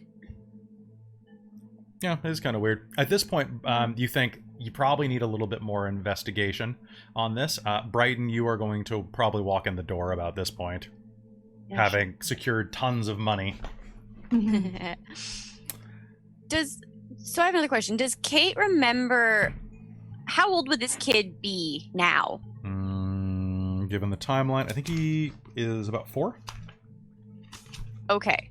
This is 2 or 3 years ago at least, so he'd be pushing 4. Have we heard anything recently about the Ungers having a kid? Yeah, actually, they it was kind of weird because his wife, I don't think you've met the kid because his you wouldn't bring a kid to that type of function, so his wife stayed home with it. But yeah, they were in their late 30s. Actually, he was in his late 40s. She was pushing 40, so it was kind of a surprise. But she's a real, she's the perfect political wife, so she's at home anyway, so people didn't really, maybe it wasn't an option. I mean, people talk but you're not really part of that, upper crust community where people gossip so much. Not really. But they do have a kid. They have just one. Can't remember the kid's name, though. No. But, interesting. But if he's a city council person, you can probably Google search it. If they're that... I mean, they might have made an announcement or something, but if they're politicians, they probably keep that pretty on the down low. They wouldn't want to publicize that for political competition reasons, I would think. But they might try to get him enrolled in a private school really early. That's true. That would take a little bit of work to look into that. That would take some work, but it's an option to explore, maybe. The last... So, as you are figuring this out, Brighton is going to enter the room at this point. And so you enter to see the dinner table completely overrun with all sorts of files and photos and like all of the stuff that you pulled out of the den. Or pardon me, that you pulled out of Felicia's house. Wow, looks like you've been doing a lot. Oh, you're back. Yeah, I'm What back. time is it anyway? It is Hasn't been that long, has it? About 1 p.m. Whoa. Things are weird. So weird. Things are really weird. So we think this baby might be wolf-blooded? Is that our thinking? Along those lines. And then Okay. there's something up with the surrogate, who doesn't look like a surrogate, who looks like a little more like maybe actually the biological mom? I don't know. Thinking that maybe Ooh, do the Ungers, does Chip there's no was mention- killed there's to find nothing. the baby, potentially. possibly. Find out where it went in the adoption. Yeah. If we can find, well, I mean, it might have ended up with the Ungers. You know, the councilor or city council, something to do with city council. I don't know. I've met them a few times, but Okay. I don't know how we do that. Normally, I'd say we need could to like back go to a what's her golf face's course. house. But it's kind of a pandemic, I so think go back that's to her not house. happening. Yeah, probably. We can at least try that, see if we can get in. If we can't, we can't. But if we can get in. One last thing. Getting to it and potentially doing it without being caught, that's a different matter. One last thing, as you are looking through the files, you will see that there is the signature on the birth certificate. As I believe they have to have a witness, is someone named Diana. Diana Ives? Could that be the midwife? Could be. But with that, yeah, so you might want to head back to her place. Yeah. yeah. Huh. I wish I knew who she was. Weird Kate. and complicated. Pointing at the surrogate. Does she look like anyone we know? Does she look familiar in any way? Weird. She does. Like, but doesn't is look there quite right. So maybe wolf blooded? or something else? I don't know. If you really want to, I will give you a wits and composure roll at a -5. I will do that. Okay. The wits composure -5. -5. I'll give it to you at a Sure. -4, actually, Amy specifically, Oh. for reasons that I can't explain. I will attempt it. So So I'm gonna yeah. do it with. I'm spending my last willpower. I'm hoping to regain one by using hoping that my giving people expertise advice, helping them be successful, might work out here somewhere. Did you get one back for sleep? 3. I've Oh, spent 2 dice. spent 3 already today. Fair, I only have yeah. 4 experience, and I was already down 2 before game started. So that means if it was composure and wits at a -4, you said, Mm-hmm. which means that I'm rolling 3 dice because I'm rolling willpower. Okay. Do you normally have 5 dice? Or normally have 4 dice? Normally would have had 4. Okay. Because I have 1 point in composure. Okay. And I have 3 dots in wits. Okay. 2 successes. I also got 2 successes, and I had a single dice. I got 3 off of 2. And that was after I -5 dice from it. I normally would have had 6 dice, and I was like -5, and I'll just roll this 10, 9. Yeah, What? she's like, I'll roll for shits and giggles and see if I get anything. Yeah. Sometimes you might. Sometimes the dice just like you. This is true. All right. At least the dice like me in this game. The dice don't like me in my other games. Well. Did we just ruin your plan? No, I've got to figure out a way how to give you this authentically, actually. Oh, okay. Because it's a hell of a logic leap, and We all got it. so do you guys head to the car as you're going? Yeah. Yeah, I think so. So while you're doing that, are you making any small talk? Because this is gonna be a Yeah. Okay. Because Kate's going like she's kind of just thinking this through and talking about it, and she's like, I mean, maybe if it was adopted by the Ungers, like possibly maybe the surrogate is related to one of them somehow, or I don't know. I'm also, since Brighton's just kind of coming into this, having gotten the stuff, but not been around for all of the discussion, there's probably some small talk of Brighton being caught up on what you guys have learned. Yeah. And then Brighton, I'm sure that you and Kate have been in discussion also about having to go and negotiate for her to get more renown from one of the loons. Yeah. So I don't know. Is any of that going to come up? Like, because Kate's pretty flighty with her one composure, so I assume she bounces back and forth between things a lot. Oh yeah. That's Okay. possible, especially now when you're like, everything must make sound. Yes. But also, also in the notes that we found from in Nick's files, I found like a whole bunch of stuff, and I think it's like a research and development or something.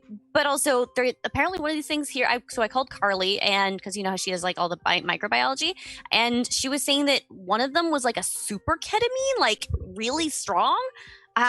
Which I guess if you're trying to test test on werewolves and stuff, like that would kind of make sense. But there's like this whole thing about like how a subject managed to escape into like a teleport. Like basically he stepped over into the crossed over and got away. And I don't think they're Uratha because, or at least don't have any connection to the like all the like anyway. Because they didn't know how to stop that from happening and didn't have the right words. So I think they might have just been, there's something else. But also, do you know any anyone named, have you heard the word Spires Foundation? Is that something you know familiar with? No? I don't think so. It's probably someone out there named Spire that it was named after because foundations. Probably, yeah.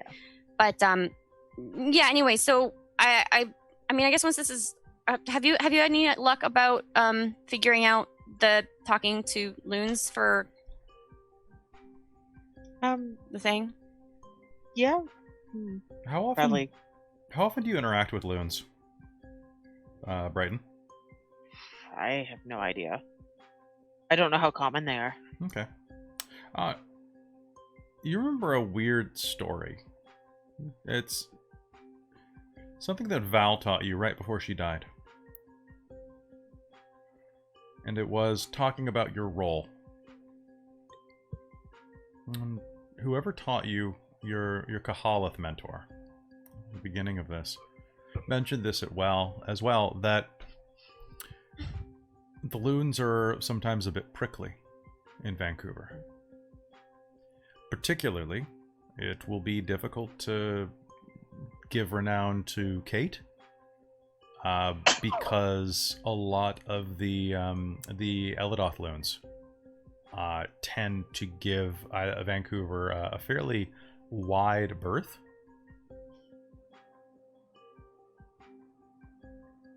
They don't like coming here as much, so they're in shorter supply. You can still do it, it's just you have to convince them. It takes a little more to convince the half moons.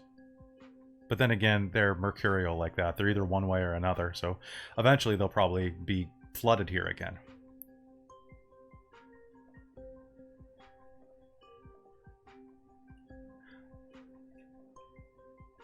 But did you bring all the files with you, or did you leave them back at the den? Probably at the den. Don't want to carry them around. Okay. As you're driving up, you're just thinking about this strange story. And Megan turns a corner. And you are going to... you're going to smell it before you approach. It's that familiar smell of burnt and blasted wood.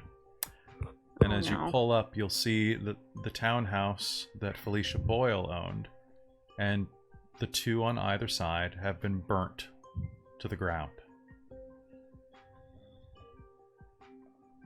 Several days ago.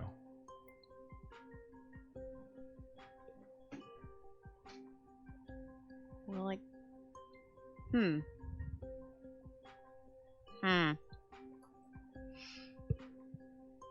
We're onto something. Something's onto something, that's for sure. This is weird. Yeah, it is. Really weird. If you all have... oh, sorry, please. What if... Okay, this is going to sound absolutely crazy.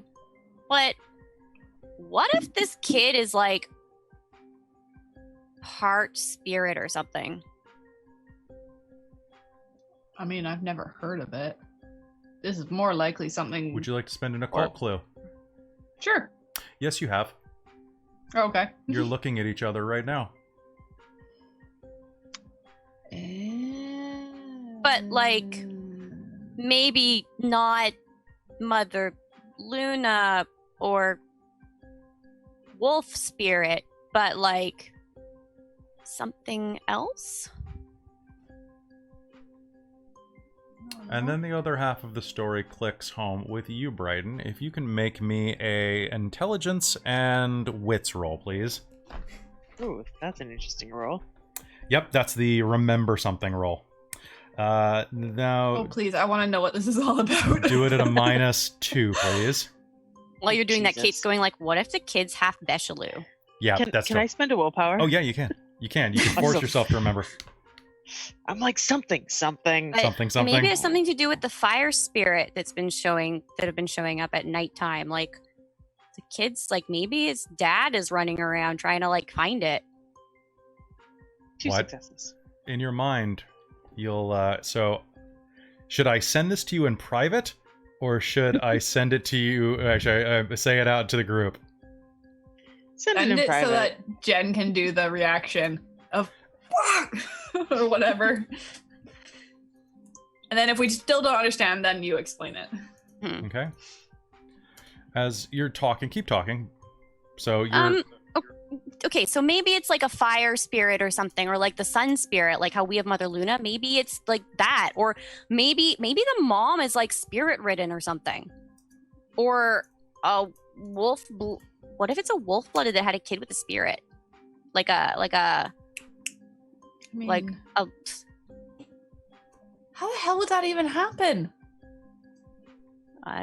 give it a physical form. They can manifest. And then spirits are spirits, and they just spawn new spirits, don't they, when something crazy happens? Like, whenever there's something enough?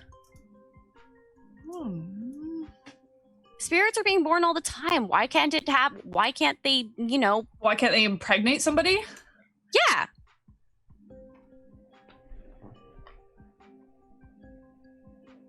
Oh. Yes. What? Oh man.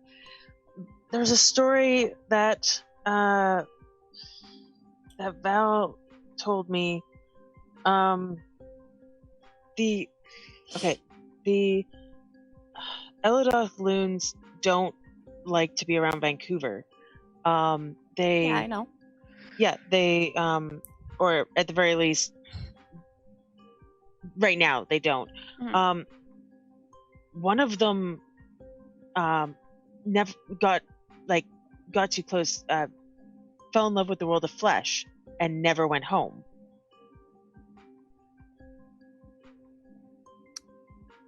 Oh. So what happens if they spend too long here? Do they have to find like a host or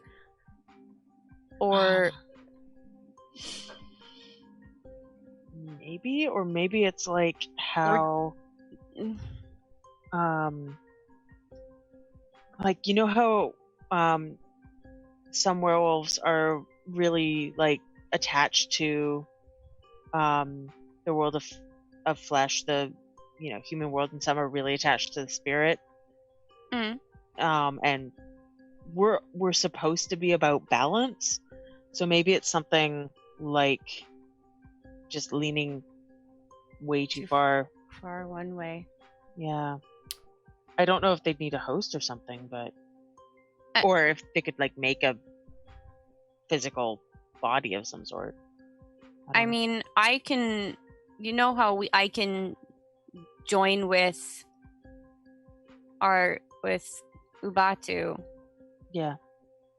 For Matt, like and gain more and essentially join forces and stuff that way, and how we can have like they can possess people too, just in general. But I mean, yeah, they can. I'm pretty sure they can manifest, but doesn't it hurt them if they do it for too long? If they're not anchored in something? I don't know. Yeah.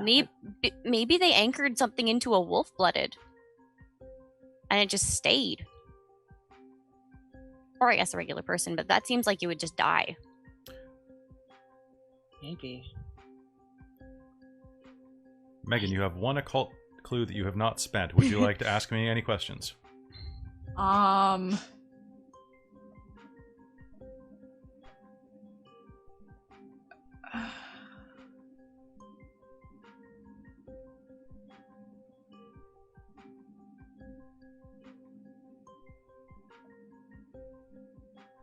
if Nick's the father? Wait, never mind. I'm thinking about two different things. Sorry. I've been doing a lot of research and looking at a lot of files. Those are two different files. God. Ugh. What if? No. Do you think Nick would have cute kids? Yeah, Sorry. probably.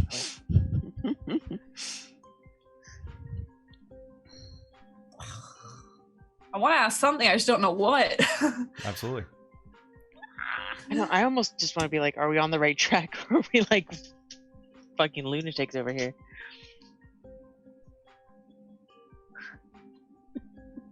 Your occult senses say this is plausible. It's weird, but so is turning into a wolf. Actually, it's pretty mundane for you these days. Okay, so potentially maybe pure, or especially we're trying to track down to either hurt the spirit that fathered or is tied to, or weaponize it. The kid has value because of that weird circumstances or something. And that would be why she was killed, was to find the kid. I will, you know what? I'm going to spend your guessing. last occult thing for something that you forgot about. Okay. There is a reason that nobody went into that part of Vancouver. Something happened there. No Wolf's Land? No Wolf's Land was created by something that happened that created a blight on the area. A huge spiritual drain that made it difficult for werewolves to be around there, and has just started to ease up now.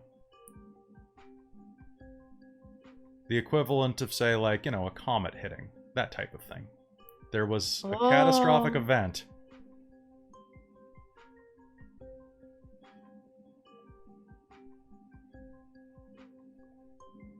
Huh. Okay, so that somehow ties into this thing too. Christine is feeling stupid at this point. I can't put it together. Yeah. I'm just I feel like I'm okay. missing, like, a huge... So if we have a baby that seems to be connected to something to do with a spirit, did creating the baby just like suck all the spiritual energy and drain the place to create it?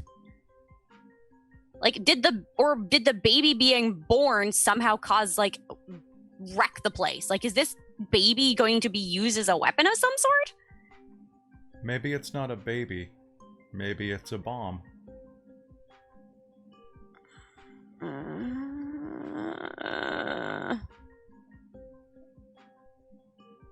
Fuck.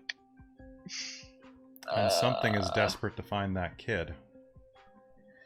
Shite. So who knows about it to go find it? Well, obviously, all those freaks who were torturing the woman know that it exists. Because otherwise, why would they torture her trying to find it? How did they find out about it?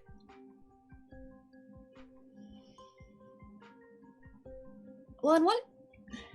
I guess what connection do the Ungers have to this? Are they wolf-blooded? I mean, honestly, are they part of the pack? They might not even be. It's just the name that kept showing up. Maybe it's maybe it's not that. Maybe there's another name in the files in the planner. Maybe they didn't meet very many times as much. But I mean, we won't know, I guess, until we go talk to them. Or maybe seems odd that they would get picked to. Maybe they were just a convenient place to put it so that it would be out of sight and protected. But that's high profile. If she's trying to hide a pack baby, that's the bomb or whatever. Yeah, but politicians. Why would she really, hand really it off squirrely. to like somebody well known, and not like somebody outside the city? You're thinking one-dimensionally instead of two-dimensionally in the most literal sense of the term. If you're hiding so you're hiding among humans. Mm-hmm. Which means that it's harder. You know what? I think that all dogs look alike. I bet spirits think all humans look alike. Maybe they're not hiding it from something on this side. Yeah. Okay. Hiding it in a more high-profile place, surrounds it with people, money, influences. And potentially, if there's any spirits in that area, they might be ones that are ones of like security and surveillance and incompatible with whatever's after it. Yeah.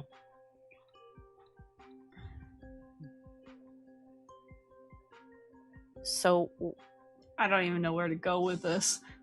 Me neither. But we shouldn't stick around outside the townhouse for too long. No. Okay. We should go. I don't think we're finding much here, if anything. Okay. As you drive off. Wait, it burnt down. Yeah. It burnt. Yeah. Like the parents' house, like the caddy shack. Yeah. So whoever went after it went after this place too. Or is it a spirit of fire? Yeah. We know it was sun. like fire spirit stuff, so is that who's looking for the kid then? Possibly. Maybe that's the spirit parent. They're connected. Maybe not. I don't know. Or maybe they know of it.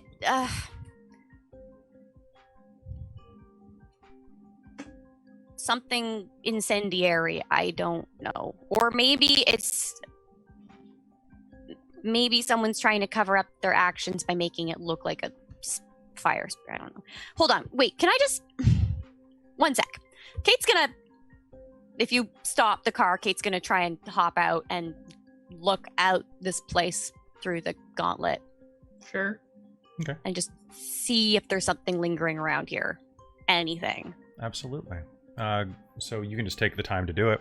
Mm-hmm. Dancing among the ashes here, you'll see that it's it's actually the first bright day that you've had recently. It has been warmer than usual, but it's been very, very humid in Vancouver, which isn't totally normal. But around the remains of the house, of course, are spirits of decay, destruction, fire. Mm-hmm. And a surprising number of motes of sunlight. Sunlight. Motes of sunlight. And fire, but... Yeah. I mean, like I said, like, we're kids of Luna. That just seems so opposite to if you're gonna. Well, I guess maybe. I mean, maybe that's why it's so volatile. If we're merging aspects of sun spirits with the you could opposites. You don't have a spirit researcher, but you could always go start to ask other packs for help. Maybe they know more stories. I think we need to. We need help with this. Well, we at least need to update what's their faces because we were doing this in conjunction with them. Yeah. And West Van, is that where were the Ungers located? Like, which territory are they? Is that ours, or is that they're in No Wolves? Okay. They're in No Wolves. Okay. Yeah, which is West Van, like it's been a while since I looked. It's the west side of Van. It's actually is that Point Grey? Point Grey, Greek town, and it's that entire swath just in front of the university, including Kitsilano. Prime territory once it heals. Well, maybe we can talk to the pack that held the meeting at the end of last season. Was that Robson's Wall? Yep. Yeah. They're probably a good place to start for older stories because they've been around a long time here, haven't they? You could also talk to the Whispers. Are pretty good at not Whispers. Into the Silence. They're pretty good at knowing that kind of stuff. Yes, but do they like us? They're okay with you. Okay. In that case, I mean, I'm leaning towards Robson Wall first because we have a very good, according to my note here, very good relationship. Pretty still, solid, yeah. Currently. Yep. Yes. The Silence, they're pretty solid. Okay. That was Tamara Four Fingers. Yeah, we don't like her. No. So we're pretty sure she's inciting or causing people to become, or at least one person to become spirit-ridden. So we never yet found a way to work on with that. So another. Sorry, who's the other older packs in the region? There are quite a few. I'm looking at Crystal Lion Association. Are they one of the older ones? Yeah, they're pretty old, yeah. Yeah. Maybe them. Maybe they might have some information too. The faux pas will not. Neither will the shadow paws. No. Yeah, I'm leaning towards Crystal Lion or Robson Wall. Robson Wall, preferably. I think. In the meanwhile, maybe you should check in on the Ungers and see if they still even have the kid. Yeah. That's, I think, what I'm gonna do. Cool. Of course, he's probably not listed. If only you knew somebody who knew them.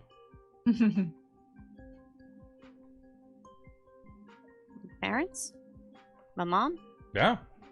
Well, just literally go home and be like, hey, do you know if the... Oh, you're gonna go all the way home for that? No, not quite right away. Okay. But just I'm imagining that scene of being like, hey, Mom, do you know if the Ungers still have that kid? Just like, totally random question. Okay. She already asked, send a text. Yeah, anyway. I mean, if they're like political, they might have a presence that shows whether or not they have. Have they made any changes to their policies around playgrounds, school districts, or they probably also just have a website? Yeah, like, is there a platform about that? Well, I mean, like, they probably have a Wikipedia page, honestly. About them as people. Mm-hmm. I mean, it's not gonna have any details about the kid, probably, if they keep it private, but... Yeah, and it depends how in date it is. So. But there might be comment...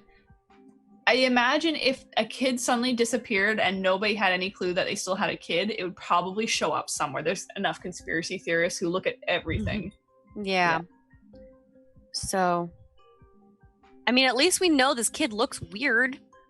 If there's any pictures, we'd probably get a sense if it's the same one. We don't know that the kid looks weird. I mean, he had teeth as a baby. As a baby? He's probably He's still probably gonna grown look into weird. them by now. But he might look like the surrogate. Like, there might be resemblance there. Or it might smell funny if we get close to it. If we get close to it, yeah. All right. So what are you all Probably doing get as you're close to driving? it. What's your goal?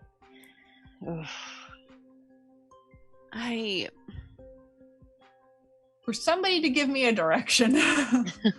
We might also be able to get information from the spirit side of things. True. Possibly. You could go That's ask more also about very the true. loons. Yeah. And Kate, we needed to talk to We some of do. them anyway. So I know a loon Mm-hmm. who gets a bit, not always the most willing to divulge, but maybe would be willing to talk if they're in the mood. Maybe. I mean, we could try. So if we have, like, we might have to talk to other ones anyway for you specifically. Yeah. But in terms of just getting some information or finding some, Yeah. might be willing. Maybe. Do I think this actually makes sense? That maybe like Yeah, absolutely. I mean, you'll That be seems like a dealing with a literal creature of insanity, but you totally can ask them questions. absolutely. Plus, yeah. It is fine. It's fine. Yeah. So basically, I would say that you have two options. One is you can go talk to the loons about this. The other is you can talk to the Ungers or get some information on them. Brighton, what were you saying? I was trying to think of essentially that was laying out our options. Yep, so those are your two easy options. One requires going home and crossing over to the spirit world. The other you can probably do from your mobile device. We can also do both if you send a text or call and then we go do the other thing. True. It's true. I'm just gonna. You know what? Sure. I've sent weird texts to people today. Text mom. Hey, do you know if the Ungers still have a kid? Do they need a babysitter? I mean, she actually probably won't think that all that weird. You'll get a text message back that says, if this is a joke, this is really bad taste. Well, what do you mean? Your phone will start ringing. Okay. Hi, Mom. What's up? What are you... Was that supposed to be a joke? No. I'm. One second. Hello? Yeah, Honey? yeah. I'm still here. Yeah. What are you talking? I was just thinking that if they needed a babysitter, that I'm kind of looking for money. I thought it was a good idea. Why? Did something happen? Okay. Sorry. It just seemed really...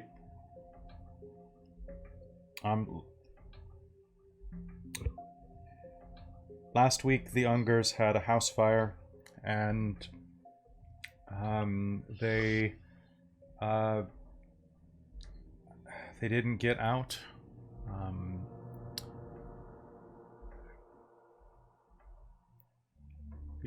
No one made it out.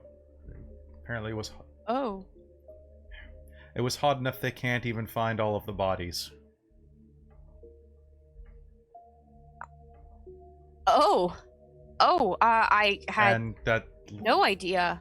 Oh. I just oh thought God. that I thought it was one of your bad jokes, and I don't joke about dead people. I wasn't sure if you were trying to be edgy. Anyway, That's not. Okay. Oh, never mind. Forget I said anything. they're not. I'm just. Look, never mind. Just it was just an idea. I didn't know.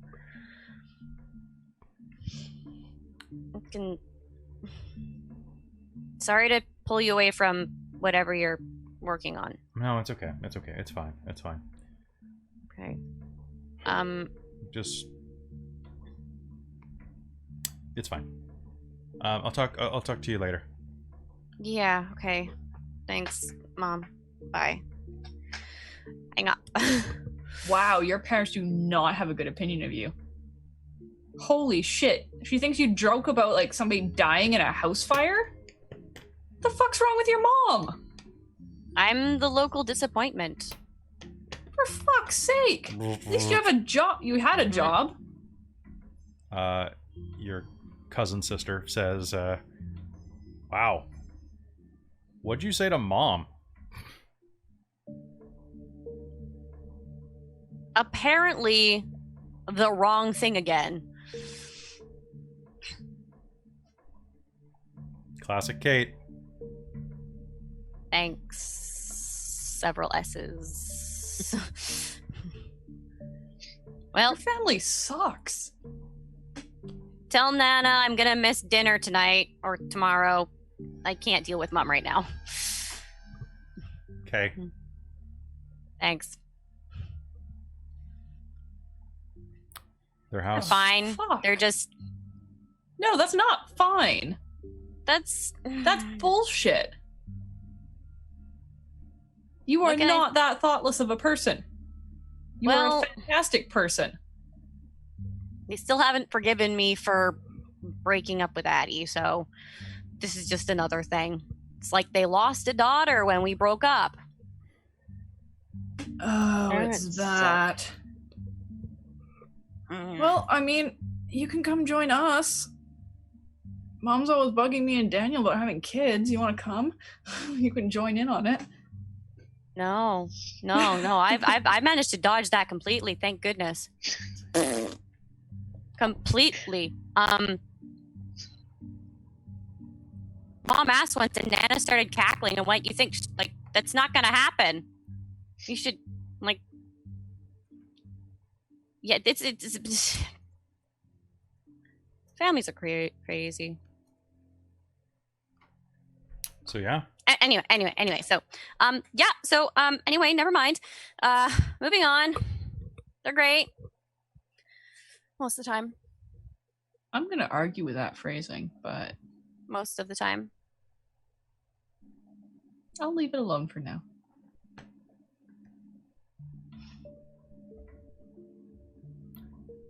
Carly's great. Yeah, that's fair. So the whole place burned down. And the fire was Yeah. so hot. Someone just took the baby. Yeah. Someone took the kid. Yep. Who? We need to figure out if there's any traces of whoever did that.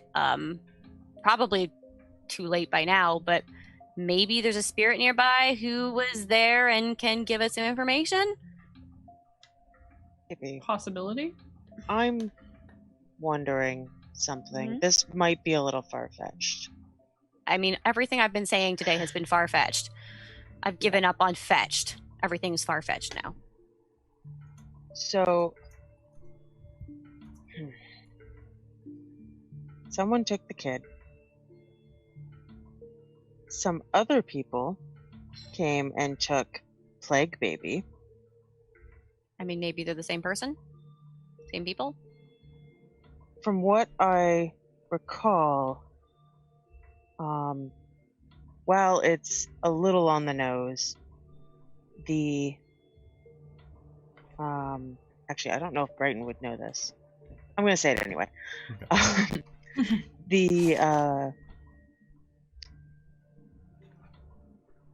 The fire touched cleanse things with fire. I'll give you that. I'll give you that. Because that's just one of the pure things, right? Yeah. Yeah.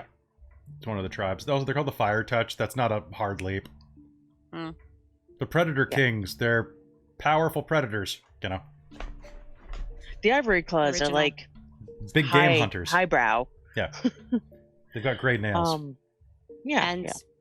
responsible for the death of many elephants. Yeah. So many elephants. Elephants were once the dominant species on the planet. But if someone came and took the kid in the middle of a house fire, or before the house fire, logically, Late before. Yeah. but that sort of taking essentially needs to be a crossover, right? I mean, unless they took it to a locus. If they got in and out fast enough and set things on fire, then as they left. It's true. But as we saw, this particular group was able to just Push us through. Right. So is So there it another would group make- able to do that? It would make a lot of sense to be like, go over, cross over, take baby, light things on fire, cross back. I hate this. I'm having it known for the record that I hate this. And I hate this a lot. Yes. So, how are we gonna explain all of this to Claire?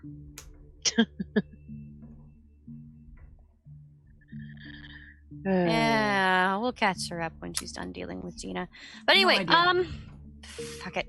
Okay, fine. Okay, so that was a dead end, clearly. Well, I mean, not really. Now we know that whatever was looking for the kid has probably found the kid. Well, yeah. Okay.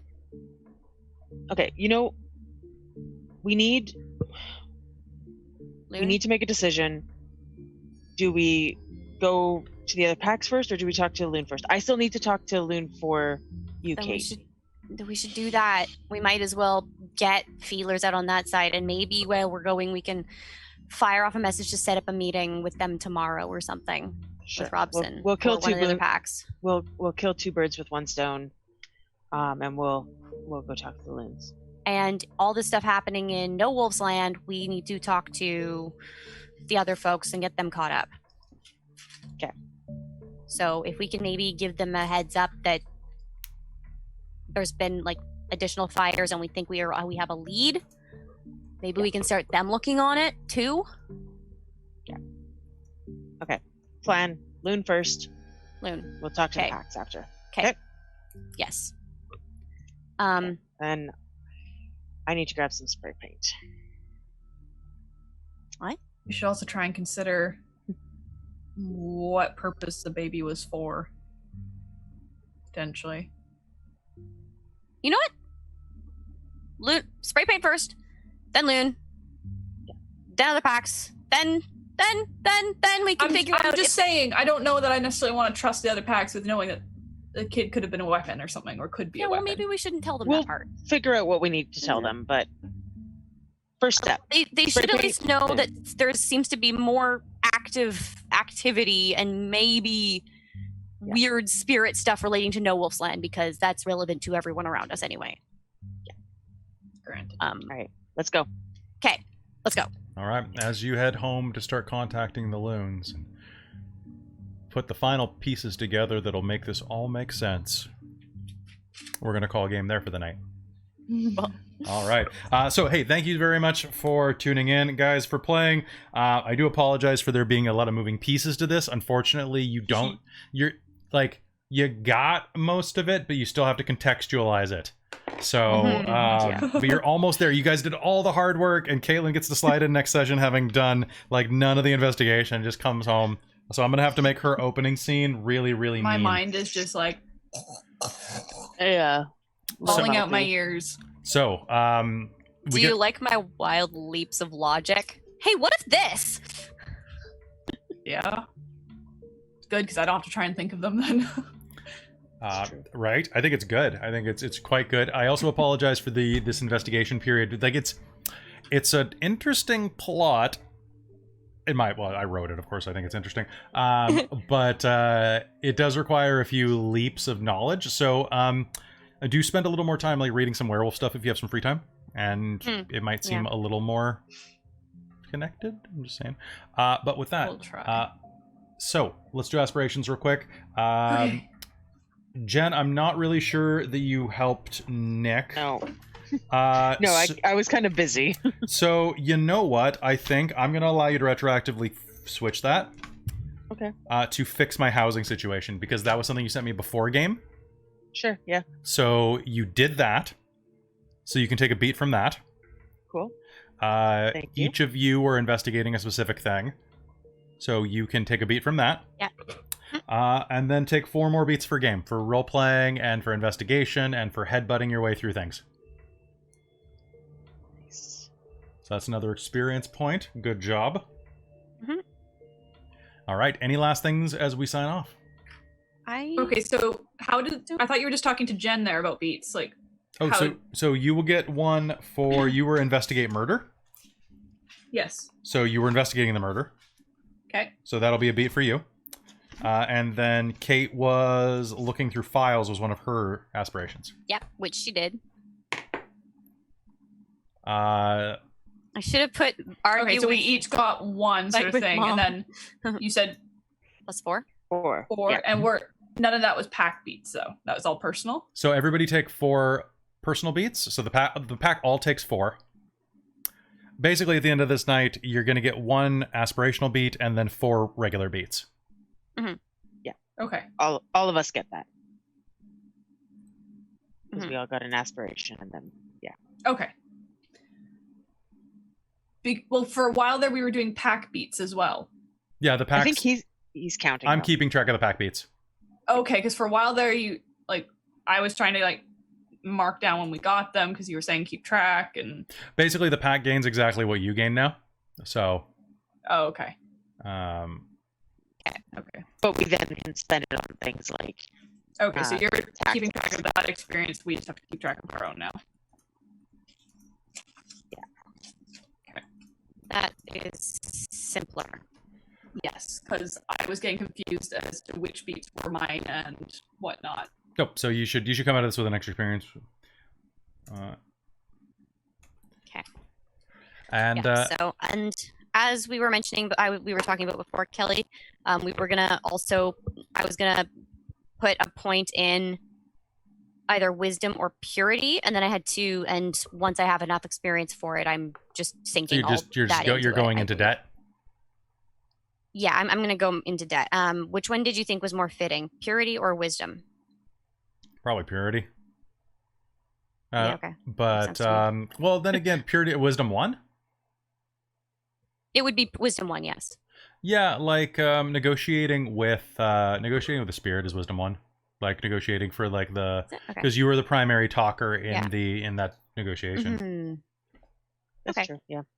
Okay, yeah. So then that's okay. I'm gonna make a note here that okay, because it was.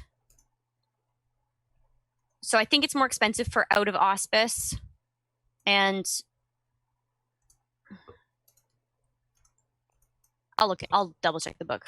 I'll just look at it. Yeah. Okay. All right. Anybody have any other expenditures they want to do? Not at the moment. Not I do. right now. Should spend some XP How much do you have? soon. 5. You could get some Nice. renown too if you're calling down a loan. It's true. It's Like- true. I have to look Renown is free. because I have gotten some recently. so- Renown is free gift or free facet. Mhm.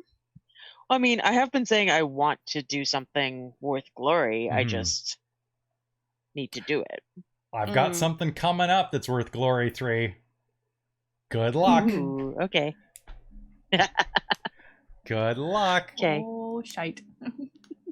Actually, that's coming yeah. up pretty damn soon, so enjoy. All right. All right, so that's going to be it for us tonight then. Thank you so much for watching and for being with us on this investigative journey. Slightly slower session, but unfortunately, and I think World of Darkness is generally a mystery setting anyway, in a lot of ways. So you need these, and this will all make sense in retrospect, as all things do. So thank you for tuning in. If you have any time, tune in tomorrow night for Rime of the Frost Maiden. We're doing that D&D campaign as well. And if you're looking for Werewolf, we have a brief hiatus because schedules are kind of weird. We will be back on October 16th, which is a Friday. And then the following Sunday, we'll be back to our normal schedule. And I guess we will see you next time, Pack. Dork Pack. Can I get on a woo? Yeah. Oh. Love it. And see you next time, guys. Bye.